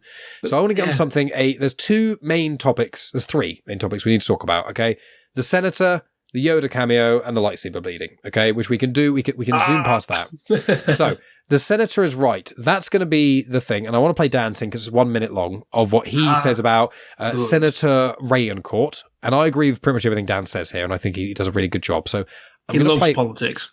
I mean, also in Andor, some of the best scenes are the things with just Mon Mothma doing stuff. So because it's interesting. Exactly, and that's what I'm hoping in season 2 they delve into a bit more. Get more of this, the Jedi conflicting with the Republic because of this internal investigation. See what that means, see the public perception change of the Jedi, and see how that affects global politics, like we get in Andor in some respects, excluding the Jedi. But this is Dan talking about Senator Rayencourt. Also, why am I on a politician's side when... Again, I can't remember their names, like Ray Tharn or something, I think the politician's called, and he's like, yeah, you Jedis need to have some internal affairs. You need someone to monitor. It's the whole, who watches the Watchmen type thing. And like most of that, I'm quite counterculture and nonconformist a lot of the time. I'm so conformist. So I'm usually kind of against those ideas. But with this one, I'm like, yeah, Vernestra's clearly corrupt, which I kind of knew from the start. She was a bit too cold and, disassociated, I'd say. That's the word I was looking for, cold. For it to go anywhere. And then clearly Sol and that whole massacre as well. Like clearly they do need some internal affairs going on. Mm-hmm. And of course Vernestra uses Sol as a kind of patsy to take that idea and kind of chuck it in the bin so they're not going to be investigated further or have anybody. But I was like, everything he's saying, I'm like, I agree with him. Like I'm with him on this. And he's clearly not the character you kind of want to like, but I was like, he's making some excellent points. So why am I not on board with this? Yeah, so and I agree with everything Dan said there, really. And I like the Senator character. And that felt, there's one thing that Styles Explained said, and he was like, the issue here is that he was such an interesting character and brought up really good points. It would have made Vernestra's story made more sense and made the plot more thrilling as to why this was such a cover-up if the entire time it was showing him trying to press and find something out about the Jedi, sniffing around, and she's like, "What are you here in the Jedi Temple?" "Oh, I'm just having a walk." And she's like, "Well, you're not welcome here." And he's like, "I thought it." It's like, "I thought any member of the public is welcome in the Jedi Order. What could you be hiding? Yeah, what would you not want me to see?" Church. Just that. You're not allowed in church. Well, everyone's welcome at church. Exactly. If you had him sprinkled in just once every episode or two, 15 seconds, just Vernestra everywhere she goes in the temple, keep seeing him around. Then the external investigation thing would have. I really liked that stuff. I think he was brilliant, and I think all that political intrigue was, again, the stuff the prequels are trying to do but failed, and the stuff that the Clone Wars did really well, and that Andor did incredibly. And I want more of that. And I'm hoping again for Series 2 they become a bit more Andor-y in the political side, because we don't really know about the Jedi and the Republic's kind of relationship that much. Because in canon they haven't even spoken about the Sith Jedi Wars and how the Republic was founded.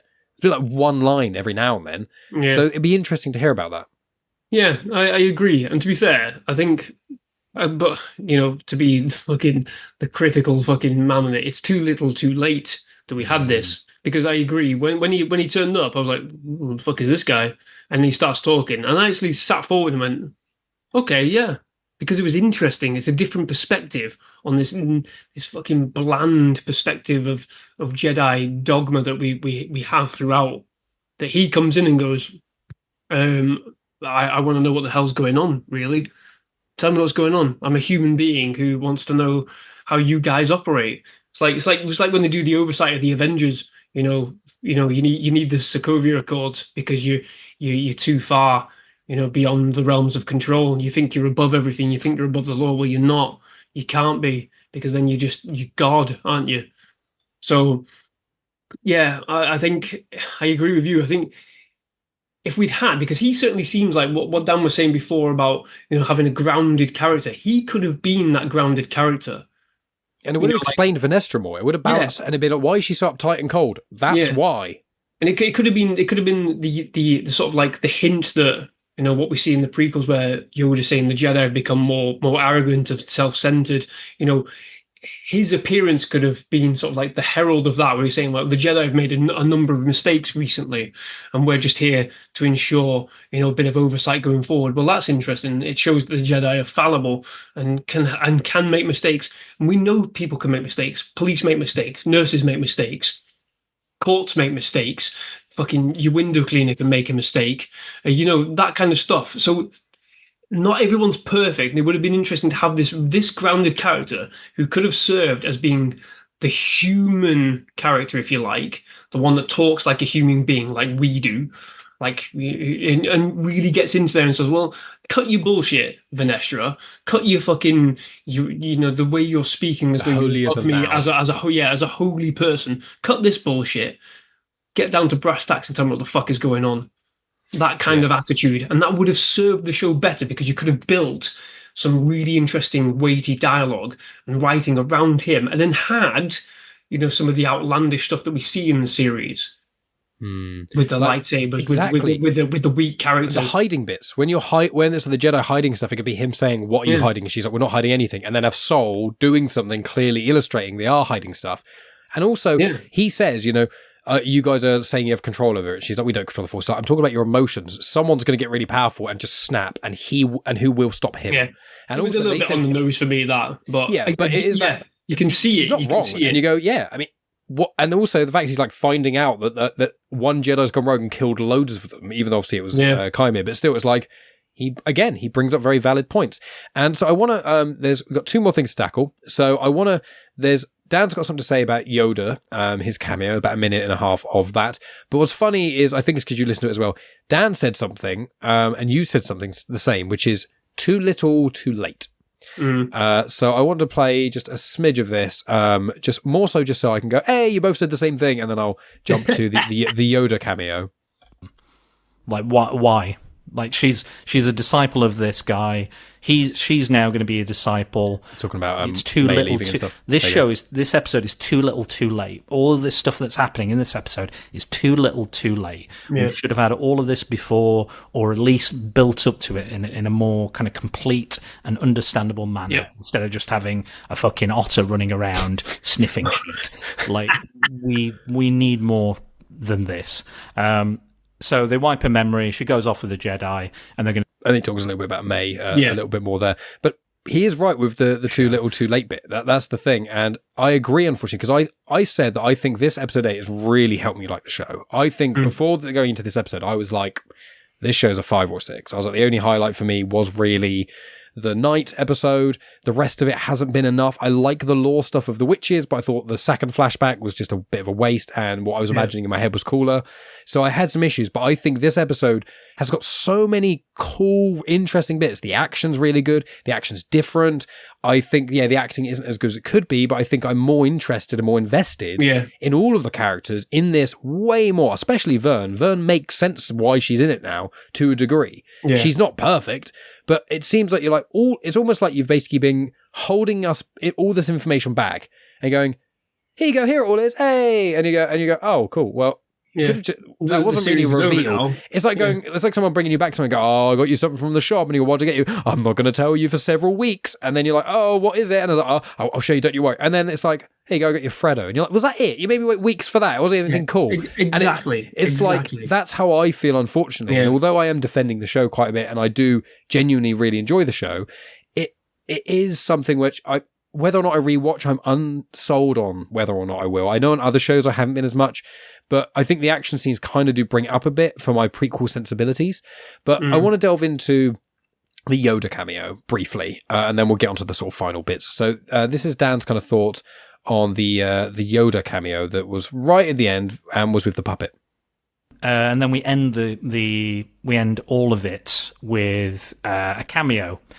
I'm going to talk about the Batman later this year in October with Andy and Tonya, and there was one issue I had with the Batman. Spoilers for the Batman if you haven't seen it. They forced in a Joker cameo at the end. Yeah. The film was pretty much like, for me, I was like, this is a solid film, like 9 out of 10, definitely, maybe even a 10 out of 10.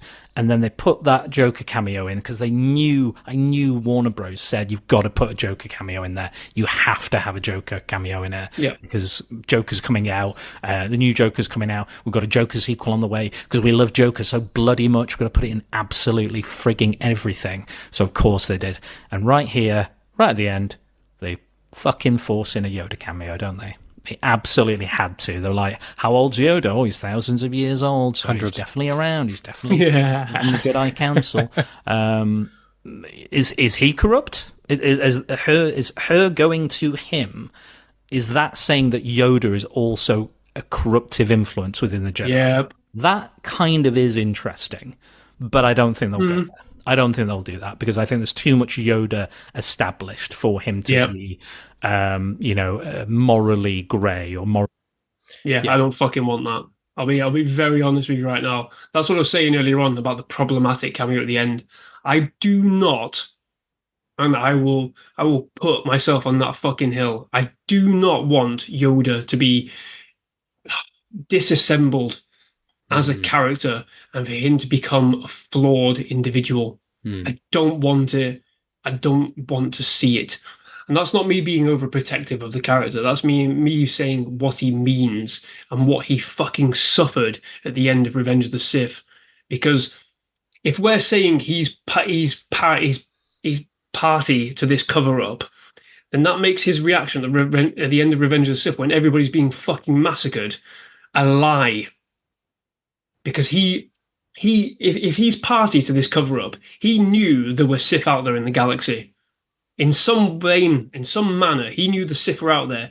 And being a master of that level, he would know the damage the Sith can do in the shadows and in the dark and what they plan. He even says in Phantom Menace, hard to see the dark side is. So if he says that in Phantom Menace, then he's implying that he knows they're hiding, which means he should be worried.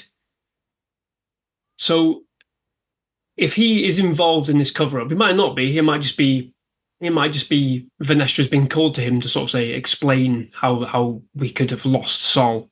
It could be, but we don't know because it ends on this weird cliffhanger. I think she goes to him. Yeah, exactly. She goes to him. So they're implying that she's going to confide in him what's happened overall, possibly including the fall of Qimir, because I'm assuming she's covered up him because she says, he's alive. You're alive. So maybe she didn't know he was dead. Didn't know he was alive. That's fine. That's fair enough. But everything that's going on here, she has sensed him. She sensed him as a dark presence. So whether they interpret that as her not assuming it's Sith, fine, okay. But you still have to go with the worst case scenario. So she would go to him and say, I felt a really dark presence. What does that mean? We must investigate. So if it comes to the point where if they do season 2 and season 3 where it does show the Jedi were aware of the Sith and they covered it up, pretty much with Ki-Adi-Mundi being there as well, because again he says the Sith have been extinct for a millennia. If they fundamentally bury this and say Yoda was responsible for the massive cover-up, then you destroy his character. You will destroy his character purely because of everything he says in Empire Strikes Back, everything he says in Return of the Jedi, and purely because of that fucking emotional impact of 66 when he drops his cane, falls to the floor, and nearly dies of bereavement. I'll not stand for it. They can't do it. They can't do it. They can't do it. And I'll put myself on that hill. If they do that, they do this to Yoda, where they use him and choose to make him a character where they disassemble, deconstruct, paint him. He can have flaws. Anyone can have flaws. People should have flaws. Characters do have flaws. I mean, I think we get it in The Last Jedi where Yoda says, well, things can be misinterpreted or whatever. Fine. You can have flaws. You can have misunderstandings. What you can't have with a character like Yoda is him fundamentally lying to himself or lying to those around him, lying to Mace Windu, lying to the other masters in presence, because you'll destroy him as a character. Because you can imagine that him and Mace Windu, which we saw briefly, especially in Attack of the Clones, Mace Windu goes into him and says, what is it? What are you sensing? Anakin's in great pain.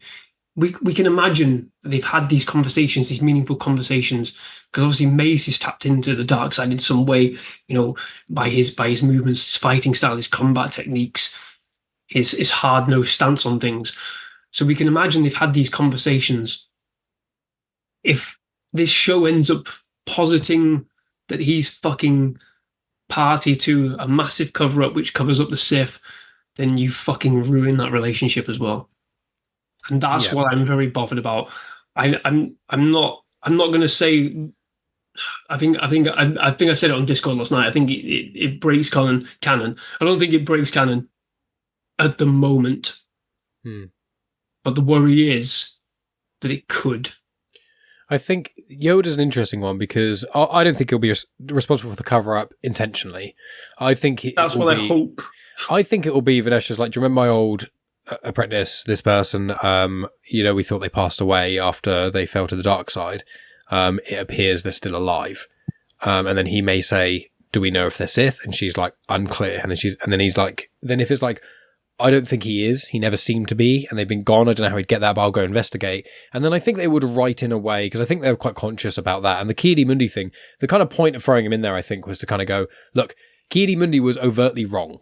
He was the cornerstone of everything wrong with the Jedi. In all the Clone Wars, all his dialogue and everything he does, he's a buzzkill and he's wrong. That is Ki-Adi-Mundi. In the Clone Wars, he sucks.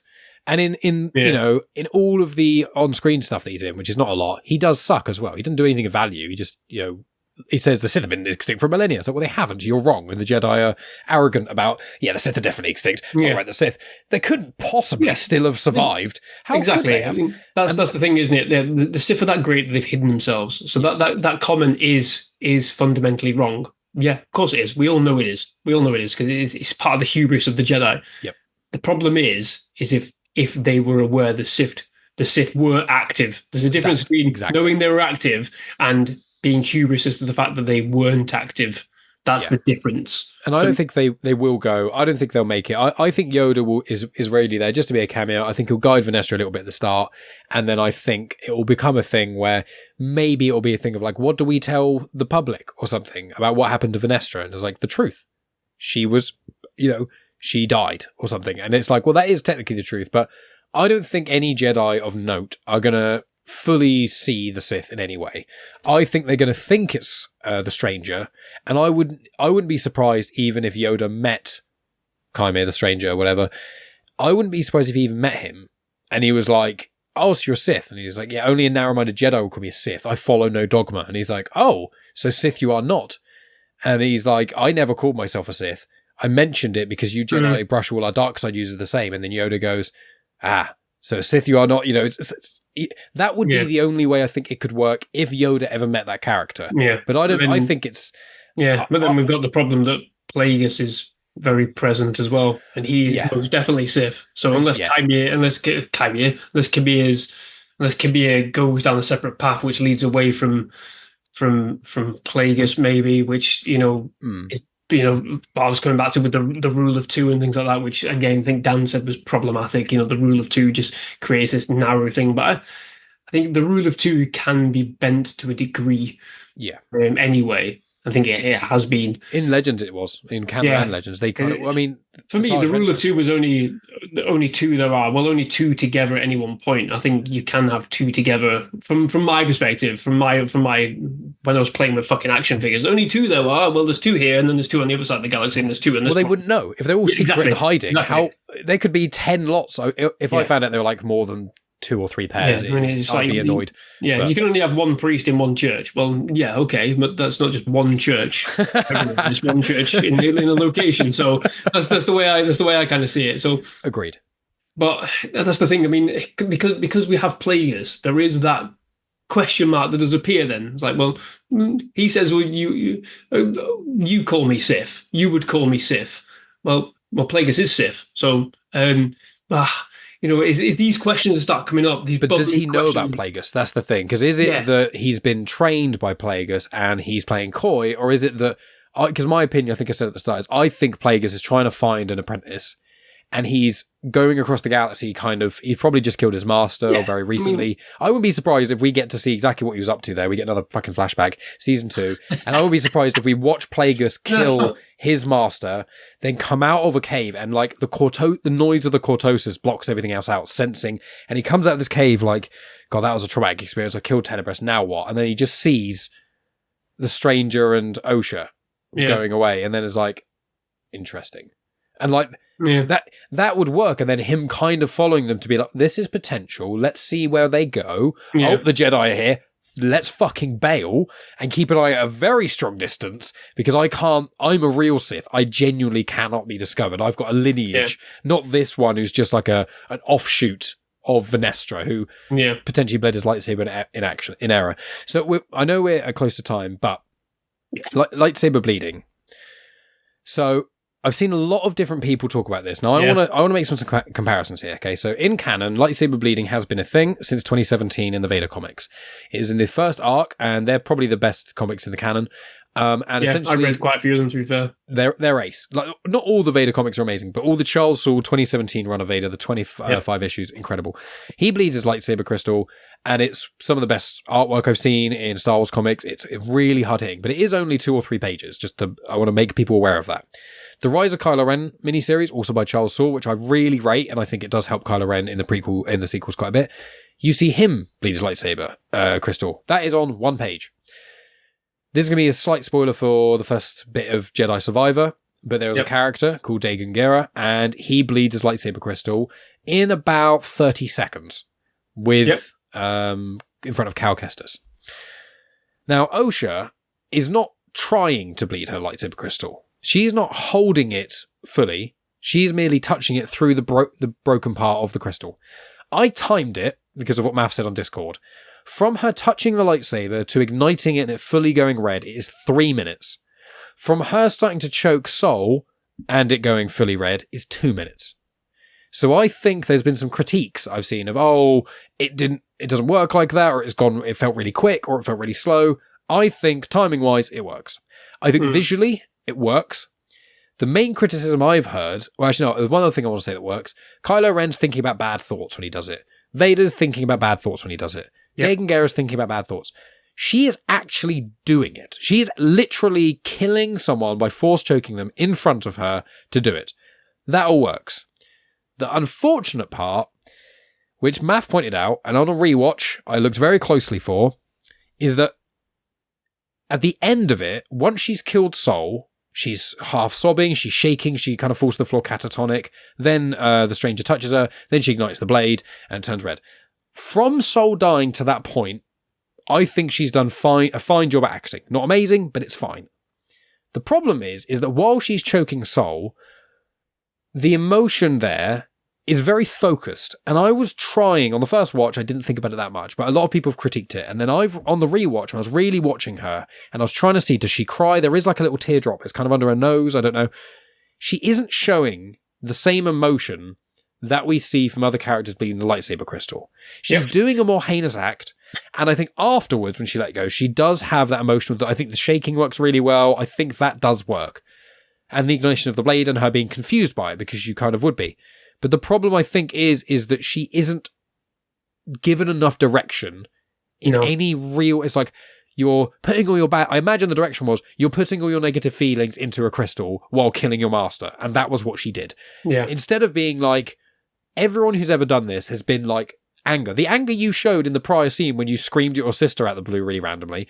You need that and 10 times more.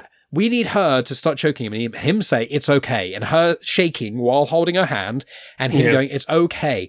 And her just then scream and go, ah! And then like a bit of power, just a little bit, just off her. And everyone else is like, oh shit. Him lift up a little bit, then falls. Then the blade changes. Just one visceral shout. And I think it would have made that scene that was a really cool idea and a cool visual thing into an actual well-rounded scene. But I don't know if it's her. I don't know if it's the direction.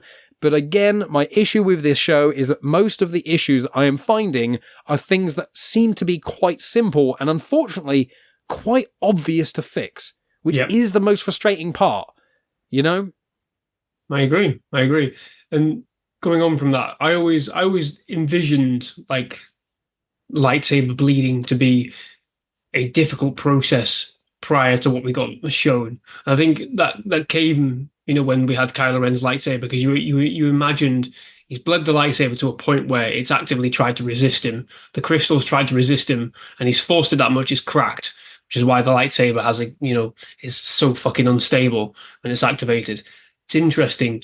So when the bleeding lightsaber, you can imagine they have to there has to be an immense emotional reaction to something. They can't contain the rage, they can't contain the anger, they can't contain the loss, which is Vader.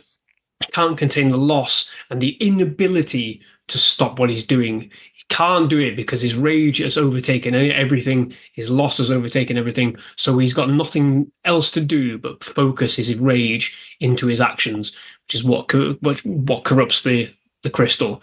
Same with Kylo Ren. It's the feeling that he's been betrayed by everyone and nobody loves him anymore, whatever that may be. I don't know too much about when he bled his lightsaber. I'm just speculating there. But like you said, with Dagan Gera, at that point, he's just woken up and he's like, everybody's fucking betrayed me. Everyone fucking left me behind. They didn't believe me. They didn't trust me. They didn't follow what I was trying to help them understand. And it's frustration. So his emotional moment there is pure, utter frustration and feeling like he has to do something to rectify the mistakes of everybody else, including his own, to fix it. Even though nothing needs fixing, he has to fucking do it. So it all comes through. His rage and frustration is poured into the crystals, which they're connected to. We got that from the Jedi Survivor games for Fallen Order. The crystals are actually, more connected to them than just being simply a crystal that they put in and whatever. It speaks to them. It calls out to them. So when they bleed it, they are impacting upon the crystal. They are forcing it to do something that the crystal doesn't really want to do, almost. In a way, that's the way I've always seen it. That's what it means, like bleeding. That's what I think. You're forcing it. You're cutting it open. You're bleeding the soul out of it to fit, or to react to your rage, your anger, your frustration, your loss. That's interesting to me. With this in this moment, I've got no issue with the way it does it. Like you say, I've got massive issue with the fact that I don't get a sense of any rage. I don't get a sense of the loss. I don't get I'm lost to a degree because he's literally just told her what's happened. But like I said right at the start of the episode, I don't believe it. I don't believe her. You need, if you're doing something that dramatic and so changing to Sol's lightsaber, it's Sol's lightsaber, it's not hers, it's Sol's. If you're doing that, if you're corrupting Sol's lightsaber, it has to come from the absolute overwhelming sense of loss and rage, which is what she should be feeling at that moment in time, to corrupt his saber to your loss. You almost make the saber feel that pain as well. This saber was responsible for killing my fucking mother.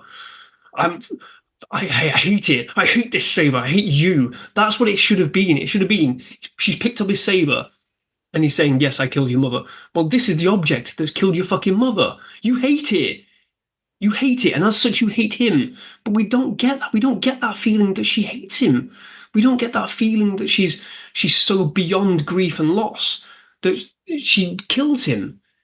It's almost like, well, it has to be done because otherwise the show won't end.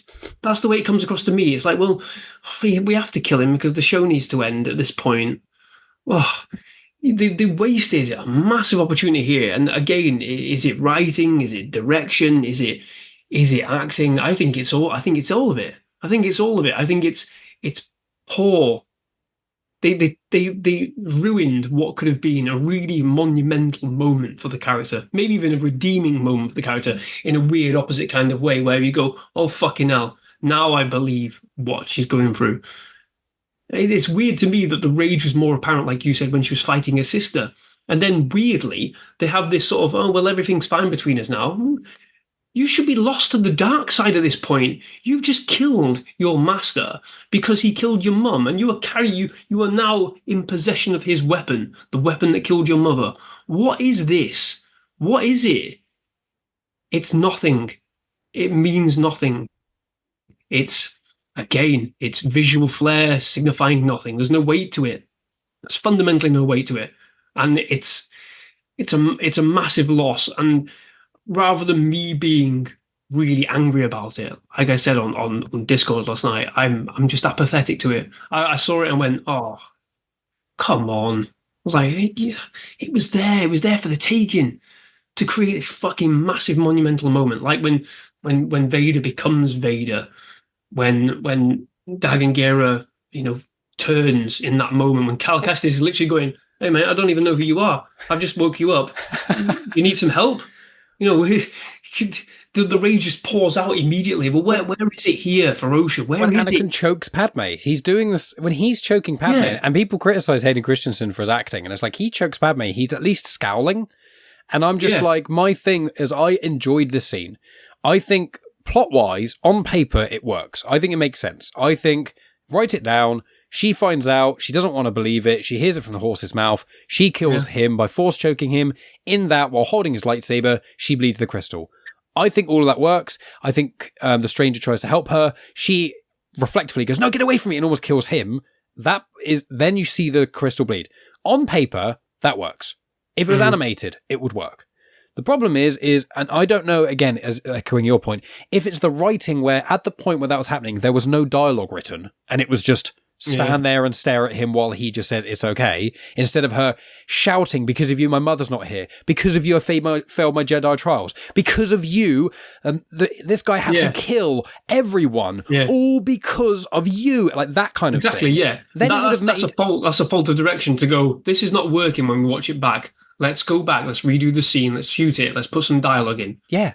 That's the time. There's certain times of dialogue add stuff, and there's certain times of dialogue's not necessary. Yeah. Anything at a Mog's mouth was not necessary. What we should have had is Osha showing that emotion, really showing her tip over the edge, because the act, and it's again, this is what happens with the prequels, is the prequels on script, not the dialogue specifically, but on paper, the broad strokes of the plot work of the prequels so well. I think the plot of the prequels is stronger than the plot of the original trilogy, but the dialogue is way worse, and the pacing's off. Yeah. So the problem is, it's seen as worse, even though the actual clever intricacies of a politician playing both sides of a war he's created and betraying everyone all around him, good and bad, and no one even has an idea it's even happening.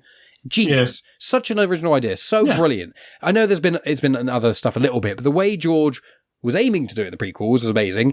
And you only get to see really bits and pieces of his vision. And then Revenge of the Sith, I think, is quite close. But Phantom Menace and Attack of the Clones definitely missed the mark. And this is unfortunately what's happening. And this is probably why I'm a bit more forgiving, because I can see what they're going for. I can see, in plot-wise, you explain this plot to someone, it sounds very cool. It looks kind of cool, but there's just the human elements, these little details, and you're like, why just not have her shout and scream while she's doing it? That's cool. Star Wars has a lot of shouting. Luke does it. Anakin does it. It happens a lot. It works.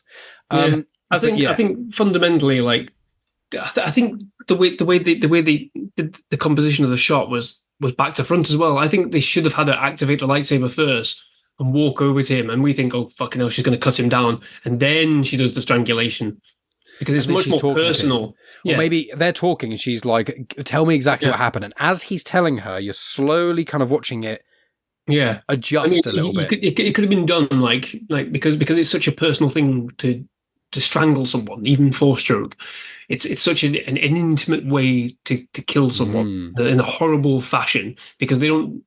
Because the thing is, like, I mean, you don't see in films, but forgive me, I'm not trying to come across like a fucking serial killer or anything, but it takes a long time for somebody to be strangled to death. And that's why it's such an intimate and horrible fucking death. It's almost like akin to drowning and hanging. It's awful. It's horrible. It's well over a minute, isn't it? It's like a 1 or 2 minutes or so, awful. At least. Yeah. Yeah, it can be an awful. It is such a personal thing. And that's the thing.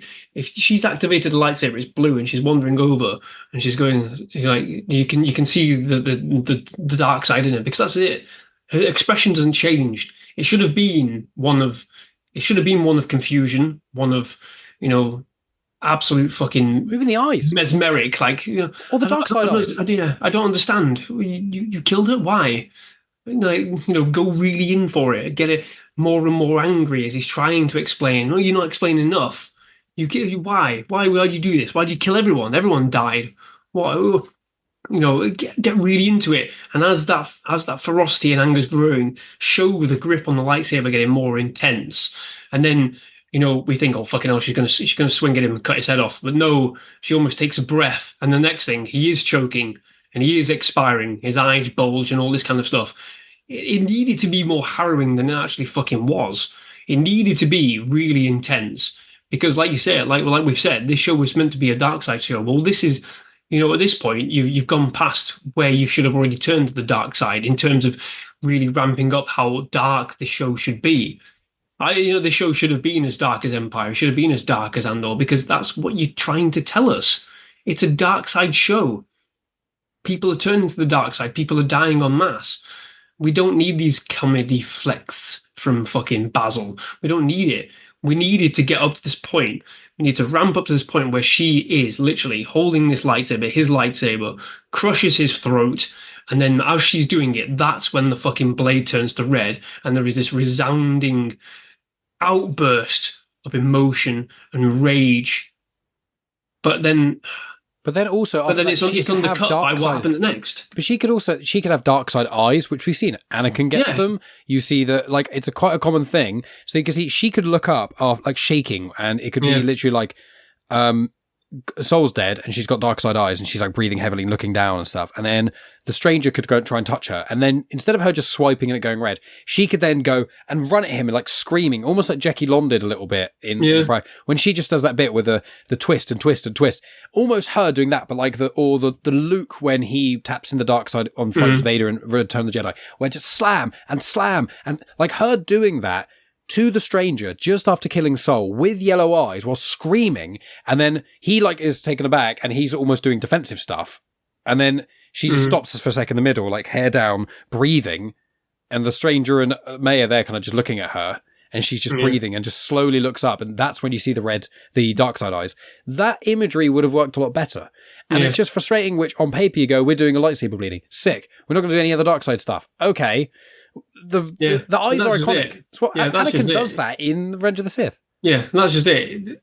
The lightsaber bleeding and it becoming, akin with the dark side is then massively undercut by the way the episode ends, where they have this, goodbye, Mae. I love you. I always have done. What? She should be lost. She should be lost at this point. Anakin was lost at the same point. Kylo Ren was lost at the same point. Dagon Gera lost at the same point. They are lost. She's not lost. After she bleeds a lightsaber, she's no different than what she was before. That's why it fundamentally doesn't work for me. Yeah, she's calmer than she was when she was shouting at Mae. Yeah, which you could fine. I can have it because there is almost this inner peace. We see it with Palpatine when he's mad and when he puts the cloak on. There's that inner peace. It's almost like his true character's come out. He's been hiding behind this facade of Palpatine all this time. The Emperor is his true face. And yeah, you can have that with Osha if, yes, this is my true face. This is what I should be. But then we don't get a sense that she's any different than what she was before. So it doesn't work. It doesn't work. We don't get any sense that she's embraced her darkness. We don't get any sense that she's embraced her rage. All she's done is just kill him. Fundamentally, she's not embraced anything. She just goes, yeah, you can train me if you want, as long as Mae can go home. Yeah, I'll wipe her mind. Right, okay, then job done. Let's go. Where are we going first? It's done a nice and neat little bow. It was like, we're just going to wipe her mind, but only the bits about you. And you're like, okay. Well, and then that doesn't really work because that's fundamentally flawed, and we get that by the end of the episode because, do you remember Osha? No? Well, we're going to go and find her. What was the fucking point then? What was the point? It does. I thought it would have made more sense for them to kill Mae, but I think they kind of wrote themselves into a little bit of a corner as to trying to work out whether or not it is just a one-off season and kill. Because I thought it was just going to be everyone there is going to be wiped out. Plagueis never going to show. I did. Everyone's going to be dead. Nice, easy. The Jedi have wrapped up in a bow and then don't talk about it. Plagueis turns up at the end and goes, "You failed me, Qimir." You're just done. Yeah, everybody's exactly. Dead. But I was going to say I keep using up even more of your time. Dan has got 3 minutes of his final thoughts. And I haven't played everything I was planning on playing of his because we've just been having too much of a good time. So I'll play his final thoughts. Dan, you should have been here, man. Yeah, Dan, how dare you have bad internet? So we'll play his last final thoughts. I think I've more or less said everything I want to say, just to clarify. Yeah. I think that I enjoyed the show overall, but really I think that this episode, the finale, and the night episode 5, huge highlights, and the rest of it, unfortunately, just isn't quite good enough. I've enjoyed it. I'm glad we've got it. And I will probably rewatch. I've rewatched bits of it, but I'm not like gagging to rewatch the whole thing. I'm hoping we'll get more seasons and it will add more weight and give this more of like the introductory drama season feel, which most drama series, the first series is the weakest. I'm hoping that will be the case. I'm hoping it gets better. I'm interested to see where they go, but the twins for me are the big problem, and the action scenes bring it up. So for me, it's very equal to the first 2 prequel films, which I enjoy, but they're not amazing films. Do you know what I mean? They're good as a Star Wars fan, but as a film fan, they do some stuff that's good, but a lot of it is just weaker dialogue and plot not put together in the best way, and then it's all saved by very well thought out action scenes, which is quite weird. But we'll hear from Dan of the final bits, and then I'll see if there's anything else you want to mention, and then we will do plugs and wrap up. So here's Dan's final thoughts. I said I was apathetic, I said I was indifferent, but now I'm here at the finale. I've spent hours and hours of my life, weeks and weeks watching this, putting all my effort and attention into it, and I feel like it'll fade. It'll fade. The feelings I have now, the intense feelings I have, will fade, unfortunately. And I think it's a real shame because this had potential. I know people are clamouring as of today for a season 2. Unless Mike asks me back to watch the next one, I will. Then I don't think I'll be watching. I'll be honest, I don't think I'll watch it. I'd rather watch the animated stuff. I'd rather go watch Clone Wars. I was listening to the Clone Wars conversations with Mike, and he was talking about some of my favourite episodes the other week on his podcast with Dave and Math, and they were amazing. And I was like, yeah, I love those. Yes, excellent. Yeah, it brought back all these really good memories. If someone brings this up, I'll be like, nah. It doesn't bring up anything. I've forgotten it. I won't remember any of the characters. It's going to fade. And I think that's unfortunately what Mike has been talking about on the podcast previously, is it rewatchable? Is it bingeable? Is it something that would work better if you watch it in full, or if you do, in a good slot, or, there are moments. It's not all bad, but it's not been all good either. That's my feelings. I've probably gone on a bit too long. I'm sure Mike will cut this down, or he'll play it in its entirety. I don't know. But this is how I felt about the show. Again, a bit negative, I know, but I think, again, it had potential. It's not all bad. There's some good sequences, some good fights. I think the special effects have been pretty good as well. I think the fight choreography has been good. But I think everything else has just been like a wet fart in the wind, or a lead balloon. It's gone down. Again, I don't hate it for the reasons those horrible people hate it, but it is not good storytelling for my money. Again, probably coming off of X-Men 97 and coming to this. Again, I can't compare them directly, but they're still it's still storytelling, and good storytelling and bad storytelling.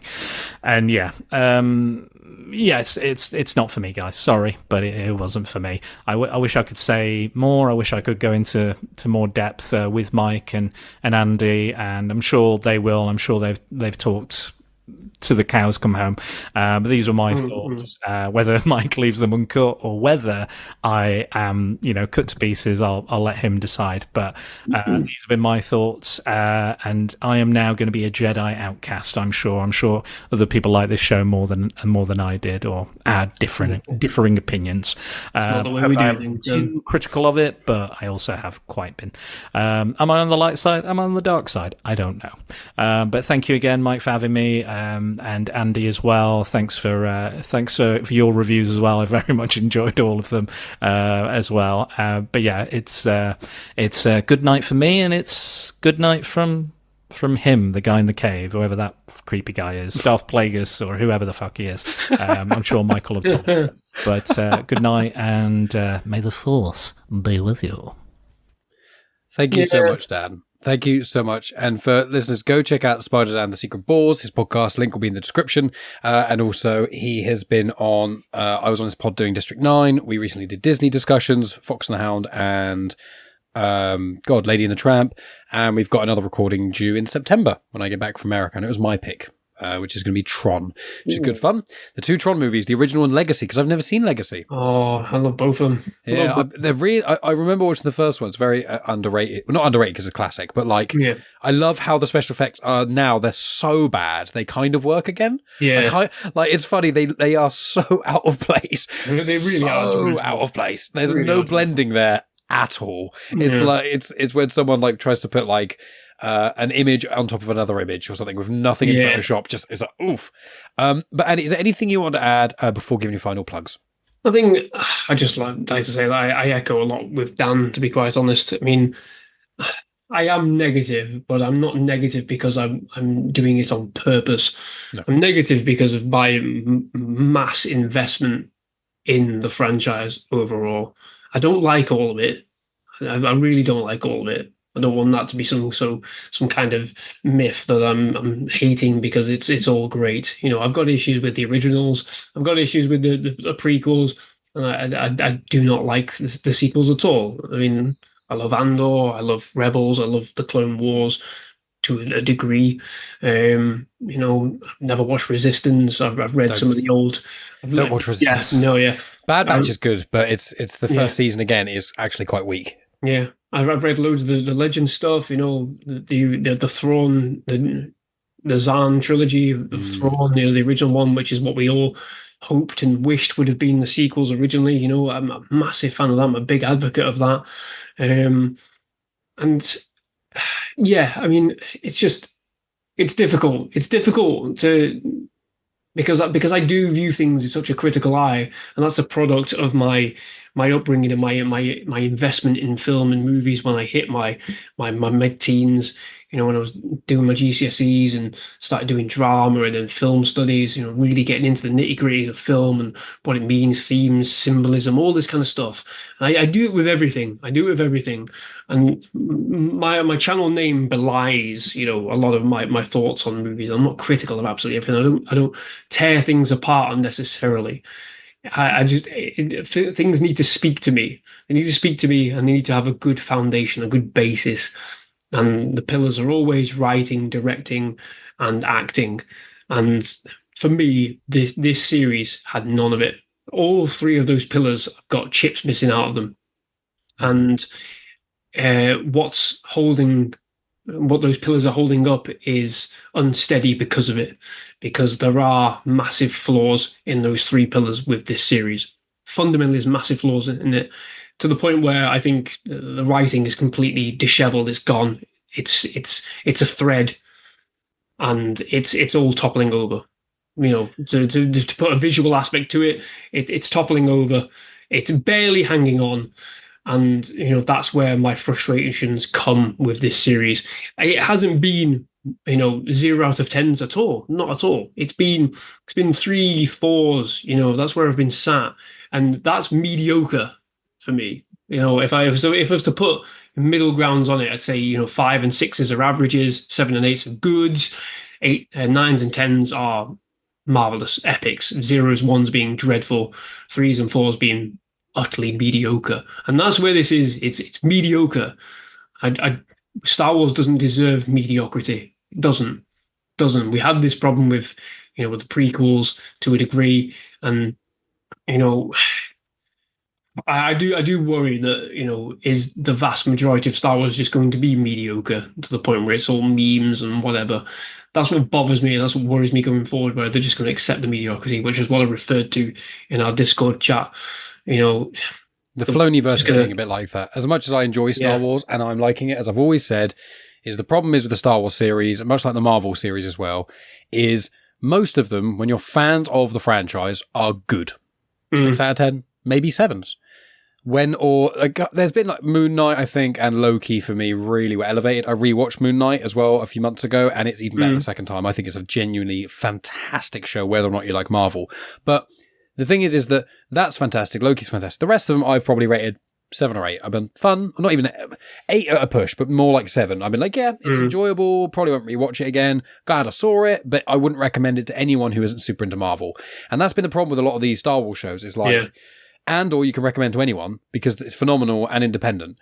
And there's like bits and pieces of Star Wars that are like that. I think Rebels, to be fair, is quite like that. I think if you've watched Star Wars, it's great. But if you've never even heard of Star Wars, it actually works really well. Clone Wars is a bit more reliant on the prequels, but I think you could kind of get by.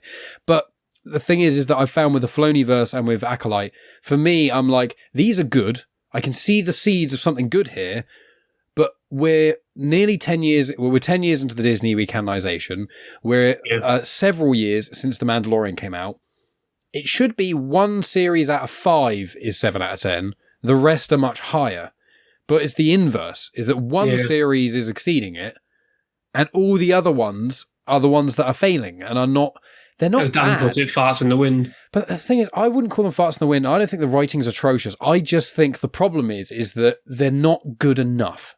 And we deserve better. That's my biggest issue, is that the writing of the High Republic books are, I appreciate you weren't the biggest fan of them, but they are really good. There's some incredible stuff in there.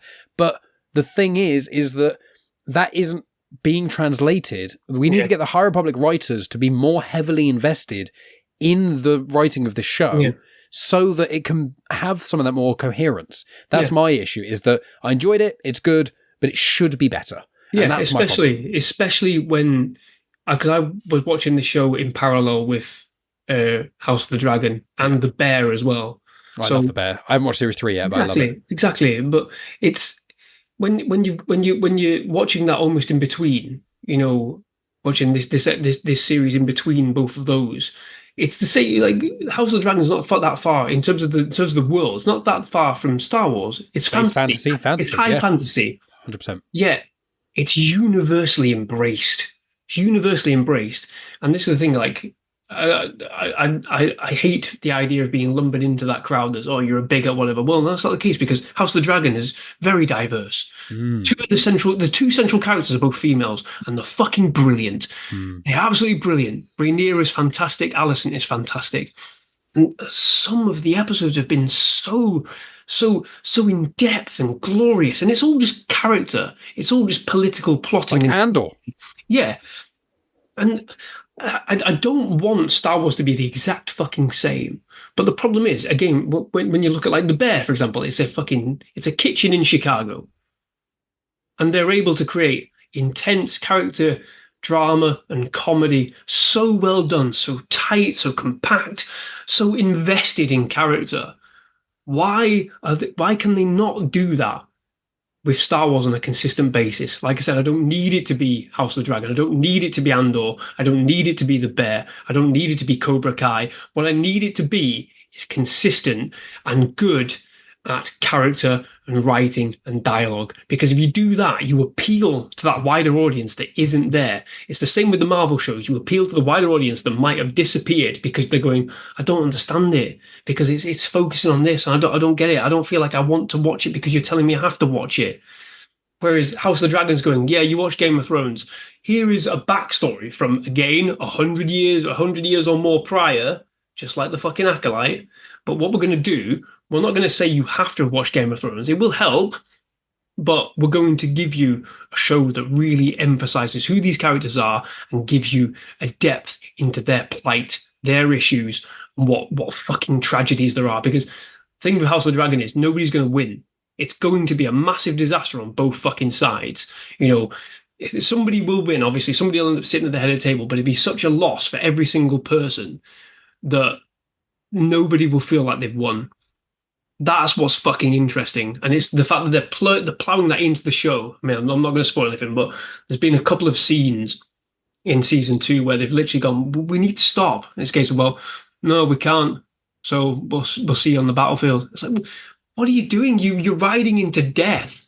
But all these characters are so invested in doing what they believe is right that they're going to do it anyway, regardless of the ramifications, regardless of how many lives are lost. And if you could enforce that into some of these Star Wars stories, like we had with Andor, like with this series, it could have had that infusion in there of like, what is happening here is going to result in so much loss to the point where we may have to cover this up. It's going to be that tragic. We need to hide this from ourselves.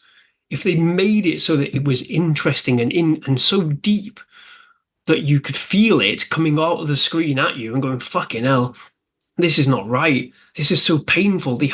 How do they get around this? How did the Jedi get around this? Then that would have Rayencourt. They even created a character for it. They literally they create a character, put him in the last episode, and he would answer huge amount of the problems. Because it could be him that turns around and goes, we're going to seal this away so nobody ever fucking knows of it ever again. You go, fucking hell, if he's doing that and he's the one calling the Jedi out, fuck me, that's intense. But no, we don't get it because it's so vapid. It's empty. It's weightless. It's emotionless. It's dribbling mess. It really is. And it's frustrating. It's frustrating. Like I said, I don't need it to be House of the Dragon. I don't need it to be Game of Thrones. I don't need it to be The Bear. I don't need it to be anything. What I need, which is what Dan said, I need it to be good. And that comes from the top down. Yeah. That's pretty much where I am. That's where I am with the series overall. I think that's where I am with Star Wars overall at the moment. Yeah. It's one of those where you and I are on different sides, and you and I there are certain things we do agree on. But I think the 100%. Main difference is that the negative things we both agree on, I think, impact you in certain respects more than me. And you've already tackled that because of your background. But that's the thing I love about the show. You and I have been talking, including with Dan involved, for 2.5 hours about a show. And we've been talking about the whole show, but also the finale, which is about 40 minutes. But we've spoken about every element of it. We've tackled all of it. We've broken down to show. The issues with the show are not because either of us were out to hate the show. And I like the show. I'm upset it's not what it should have been. You're upset it's not what it should have been. And the final thing really is Andor. I know it keeps getting compared and every show can't be like Andor, but the problem that Andor has done is shown that a series that really shouldn't have worked. The Andor should have been the worst series of the roster of the last decade, of all the premises of all the shows. Yeah. Andor should have been the one that didn't work very well, that was kind of boring, that no one was invested in. It's a prequel show in a niche area with no Jedi about a character no one really cared about in Rogue One. Yeah. It shouldn't work. But the writing, it makes the character so believable and you're so interested and the plot is so well thought out that every single character feels important and you get invested in them. Even and that's the problem. Characters. One Way Out, Andy Serkis. I can't swim. Fuck. Exactly. Every line of dialogue. I fucking broke. When he said that, I was like, fucking hell, I've just... This character's... And that's it. I can't swim. Fucking hell. And then he's gone. And you don't hear from him again. We never know. And we never know. Maybe he'll pop up in series 2 as a nice little, hey, I'm like a Michael Caine at the bar with the Batman. But still, it's like that impact of him, like, because he holds back. It's like, come on, we've got to go. And he goes, I can't swim. Yeah. And you feel that loss immediately because the previous 3 or 4 episodes have been, no, we have to stay, we have to do the work before he fucking realizes the folly and that they're all just there to die. You fucking feel it because you're infused by the writing and the quality. Like I said, we don't need everything to be Andor, but we do need it to be quality. We do need that quality writing to give us a chance to fucking care about the characters. Andor showed the weakest idea and the weakest pitch could be the strongest show. Exactly. So it shows that I like Filoni, but I do not think he should be the head of where he is. I think Gilroy should be. I think... But Gilroy doesn't give a shit, does he? No, he doesn't want to be. He's like, I want to make something cool. Disney had the reason, and it was a cool world to be able to insert myself into. After this, he's probably going to bounce. And it's like, that sucks, because I want him to release a Star Wars show all the time. But, Andy... I've loved your reviews of Acolyte. I've listened to them each time I've done my reviews. Obviously, my reviews on this are discussions. They're very long. They're 1 to 2 hours, in this case, exceeding that. With yours, they're a lot more concise, like 15 minutes, which is great. So, Angry Andy is your YouTube channel. I've put the links in the description, etc. But last sort of things. What's the last thing you want to say to plug your show? And just to remind people, you can find me at Genuine Chit-Chat and all the usual places. Clone Wars Conversations, check that out. And my Star Wars interviews. But Andy, final plugs, final word as we end this. Yeah, I mean, you can find me on Twitter at Andy_review. I think it is. I can't remember. It is. But yes, my main domain is Angry Andy Reviews on YouTube. I always try and cover as much as I can, movies, TV. I kind of fell by the wayside with House of the Dragon. I picked it up at episode 4 because it was fucking superb. but yeah, I do try and cover things. Collectibles, the Hasbro Cantina thing recently. Yeah, exactly. Collectibles as well. I always delve into something, when they're creating something interesting. Even if I'm not going to particularly buy it myself, I do review lightsabers as and when I pick them up. It's not a regular thing. They are pricey. Yeah, God, they are. Yeah, Jesus. But yeah, it's just it is a hobby. I do try to review things with a critical eye, and sometimes that does lead me to rage, as it has been the case, with the Acolyte. But that rage has slowly morphed to, like I said, apathy overall. But I've been listening to all your stuff as well, Mike, and yeah, it's been interesting for me because my stuff is very singular. It's been interesting for me to see the broad thoughts of everyone involved. Math, Dave, and even your good friend, I can't remember his name, beg your pardon. Yes, yeah. So, it's interesting to see, because I've not heard anything of his before. It's interesting to listen to and see like how this is impacting different people and what their thoughts are, because that's it. It's the thing with Star Wars fandom. We are so broad. We take bits and pieces out that really impact us the most at any given point. And usually that's what impacts us the most as kids. So, yeah, it's been a joy to listen to your stuff. It's been a joy to listen to what you've been saying, what your guests have been saying, and I'm very grateful you've had me on for the finale, because, like I said, I was concerned because my thoughts have been so negative and so angry that people think I'm being negative and angry for the sake of it. That's not the case. It never is the case. I do look at it with an intense critical eye. I'm not qualified in any way, shape, or form, but like I said, it's just infused by my upbringing, my love of cinema, my love of film and TV, and everything around it and how it's constructed and made. That's what riles me up more than anything with something. But you do talk positively as well. I know the thing is angry, Andy, but I like you do give a wide berth and you do make some very good points. And I have been thinking about a lot of the points you've been making when I've been discussing shows, sort of afterwards and things like that. And likewise with yourself as well. Like, it forms part of the discussion which we've been having on Discord. This is the whole point. It's the whole point. I'm always open to discussion. I'm always open to people responding and sending messages and whatever. I've had people go, you're a bigot, and like, have you actually listened to what I've been saying at all? I've even had people say that in Facebook groups I've been and I'm like, you've clearly not listened to anything I've done, exactly, because I'm clearly very positive and I'm trying to defend this show quite a lot. I had one with my review of Atlas with Jennifer Lopez, and somebody said, oh, you hate Jennifer Lopez, and I was like, in the actual review I'm going, I think she's a lovely person, to be fair. She's trying her best. I was like, you clearly not fucking listened. You've just gone straight to the end where I gave it a fucking 2 or something out of 10, and they went, oh, I fucking hate Jennifer Lopez. Well, no, I actually quite like her. At one point I was, when I was a very young man, I was very intrigued by her, but we'll get into that, you know what I mean? It's one of those. So yeah, I'm very grateful you've had me on, Mike, and it's been a very long discussion, but it's been a great discussion. Cathartic as well. Yeah, it has been very cathartic, and we'll have to see what happens.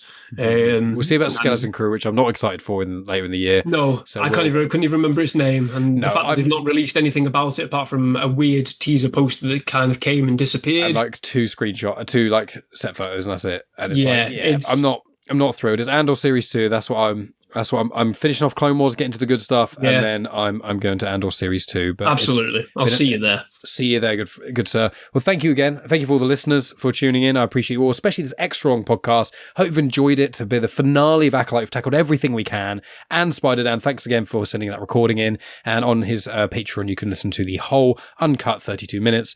So, friends, there's nothing else to say apart from obviously thank you, like, subscribe, comment, share, all that usual jazz. But of course, may the Force be with you.